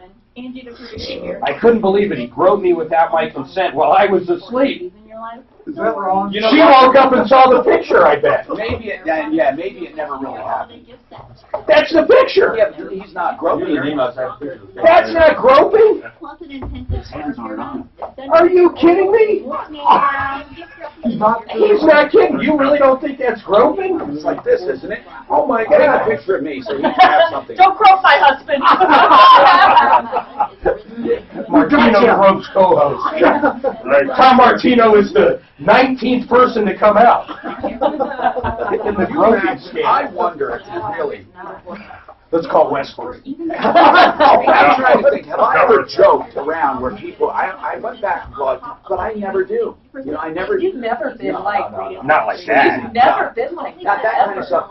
But, you know, I have, you know. You make off-color jokes that are once in funny. a while. Right. I've done that. That are funny. As long as they're funny. Right. Real quick before I forget, Mark Szymanski said yes, they still do fences. You know, I, in fact, got pissed off one time. A sales rep years and years ago that kept making remarks about an intern I had. It was, and he could really be Hi, Tom Martino here. Let's talk to Griffin. Griffin, what's happening? Hey, Tom, what's up? What's up with you, man? Hey, man, I just want to tell you, I used Wink and Wink for my bankruptcy. And? Gigi was awesome. Isn't she cool? She's a cool lady. I love when she's in for the show. She's a great lady. Yeah, she was great. So I just want to say thanks for recommending her. No, I'm glad you got a fresh start, Griffin, and I hope that you use it, you know, to do things right this time, right? I sure hope so. Unless, of course, the bankruptcy was beyond your control. Sometimes that happens. Or he orchestrated the entire thing. Yeah, right. Well, Just kidding. That smart. So, Griffin, so how much debt did you have total? Like 40-some thousand. Oh, my goodness. What was the cause? Was it medical or what happened? We had... it was a number of different things. It was bad decisions, and then it was you're trying to help somebody that wasn't going to pay us back either. So you know what? So many people, man, it's amazing how many personal loans go south. You know, people co-sign for people they think are going to come through. Linda, you have a comment about that rental call. Oh, what do you think I gave bad advice, Linda? Yeah, Tom, I'm sorry. I am a landlady, and I've been doing evictions for over 50 years. What that... If you recall, I originally said he should pay it. He's the one that said they can't even prove it happened. So I said, if that's how you feel, this is how I would handle it. Yes, but you were right in that they will give him a 3-day notice. Now, the 3-day notice will specify that he did not pay the rent. Right. If he does not pay the rent within that 3 days, it will go to court, and he will be evicted. But Linda, they won't accept his rent. That's the point. They won't accept it. Have they given him a 3-day notice? No, not yet. If they give him a 3-day notice and he does not pay the rent, he's tried to pay the rent. Linda, he's tried. They won't take it unless he adds that charge to it. Yes, I understand that. So what happens? I know, but what happens during that 3 days if they refuse to take it? Then in that case, every single landlord in the universe could get a free pass and get rid of anyone they want by simply refusing to take the rent. That is correct. No, it isn't. No, it isn't. Yeah, it is. No, it isn't. No, it isn't. No, you're not. We'll get Brandon Stigley on. Linda, it's wrong. If they refuse to take it, if I show that I was willing to pay it and they refuse it, what do you mean that's an automatic eviction? Then why even have a hearing? No, you did not understand what I said. Go ahead. I asked if he had been given a 3-day notice, and you said that he had not. Right. Now, if he has served a 3-day notice and they refuse to take the rent, that is a totally different item. Okay. It is if they post him a 3-day notice and he does not pay the rent. Yeah. Now, he does not necessarily have to pay all of it. I understand what you're saying. If he doesn't pay any of it, he will be evicted. By the way, Linda, he's willing to pay the full amount of rent, and so if they give the 3-day notice, no, he should pay it, but they won't take, or he should attempt to pay it. So we are in agreement. I still don't see what you said wrong. Well, I think when I said don't pay rent, I think she said, well, that's fine until you get to the 3-day notice. Then you have to. Then you have to, or you will be. And you could pay it right in front of the judge, for that matter. So, but that's past the 3 days. So what I would say, Linda, is that he has to have proof that he attempted to pay it. So that would be it. or you wire it to an ACH or something. I don't know, but you're right. All right, so guys, clean and declutter. We have literally seconds. What's the next major thing, would you say, for staging a home? Depersonalize. Take down your family photos. You want the buyer to walk in and fall in love and see themselves in the house, not you everywhere. Oh. Frank, anything else? That's a good one. Some properties require staging. Others, you ought to just leave it vacant. Shows off the square footage. Oh. How do you know? That's a good point. Depends on the property. Okay. Case by case, yeah. Some properties you want to stage. Others, you literally want to show it bigger than it is. Absolutely. Well, Ideal Home Loans, thank you very much for being here. We certainly appreciate it. That's 303-867-7000. We also have Frank Duran, the real estate man, 920-1622, 303-920-1622. Stephanie Thomas, Colorado Springs, 719-687-2052, 719-687-2052. And they're all on referralist.com. Century RV has expanded. I'm looking forward to seeing this. Watch, I'll pull up there. There's one huge sign that says, "Oh my God, no parking here." We're good. No, right where she parks. No parking. Right in front of the booth. That would be great. You'll be able to see her car. Or it's covered. Did you ask her what her car was? Sure. There's a both. Get that out of the way, because it's not bothered by it. Take Daddy out for an outfit. We're driving out to that. Get wound up about it. She's got a project degree. Okay. That's tutoring. We're driving out to that apartment complex. Yes, I emailed you the lady's number. I've had that happen real fast. Yeah, of course. The lady, Liliana Mark, said she gets off work at 2, she could be there at 2:30. That's fine. She's got no car. That's fine. There's going to be a I don't want that. Right. You know, social media would blow up.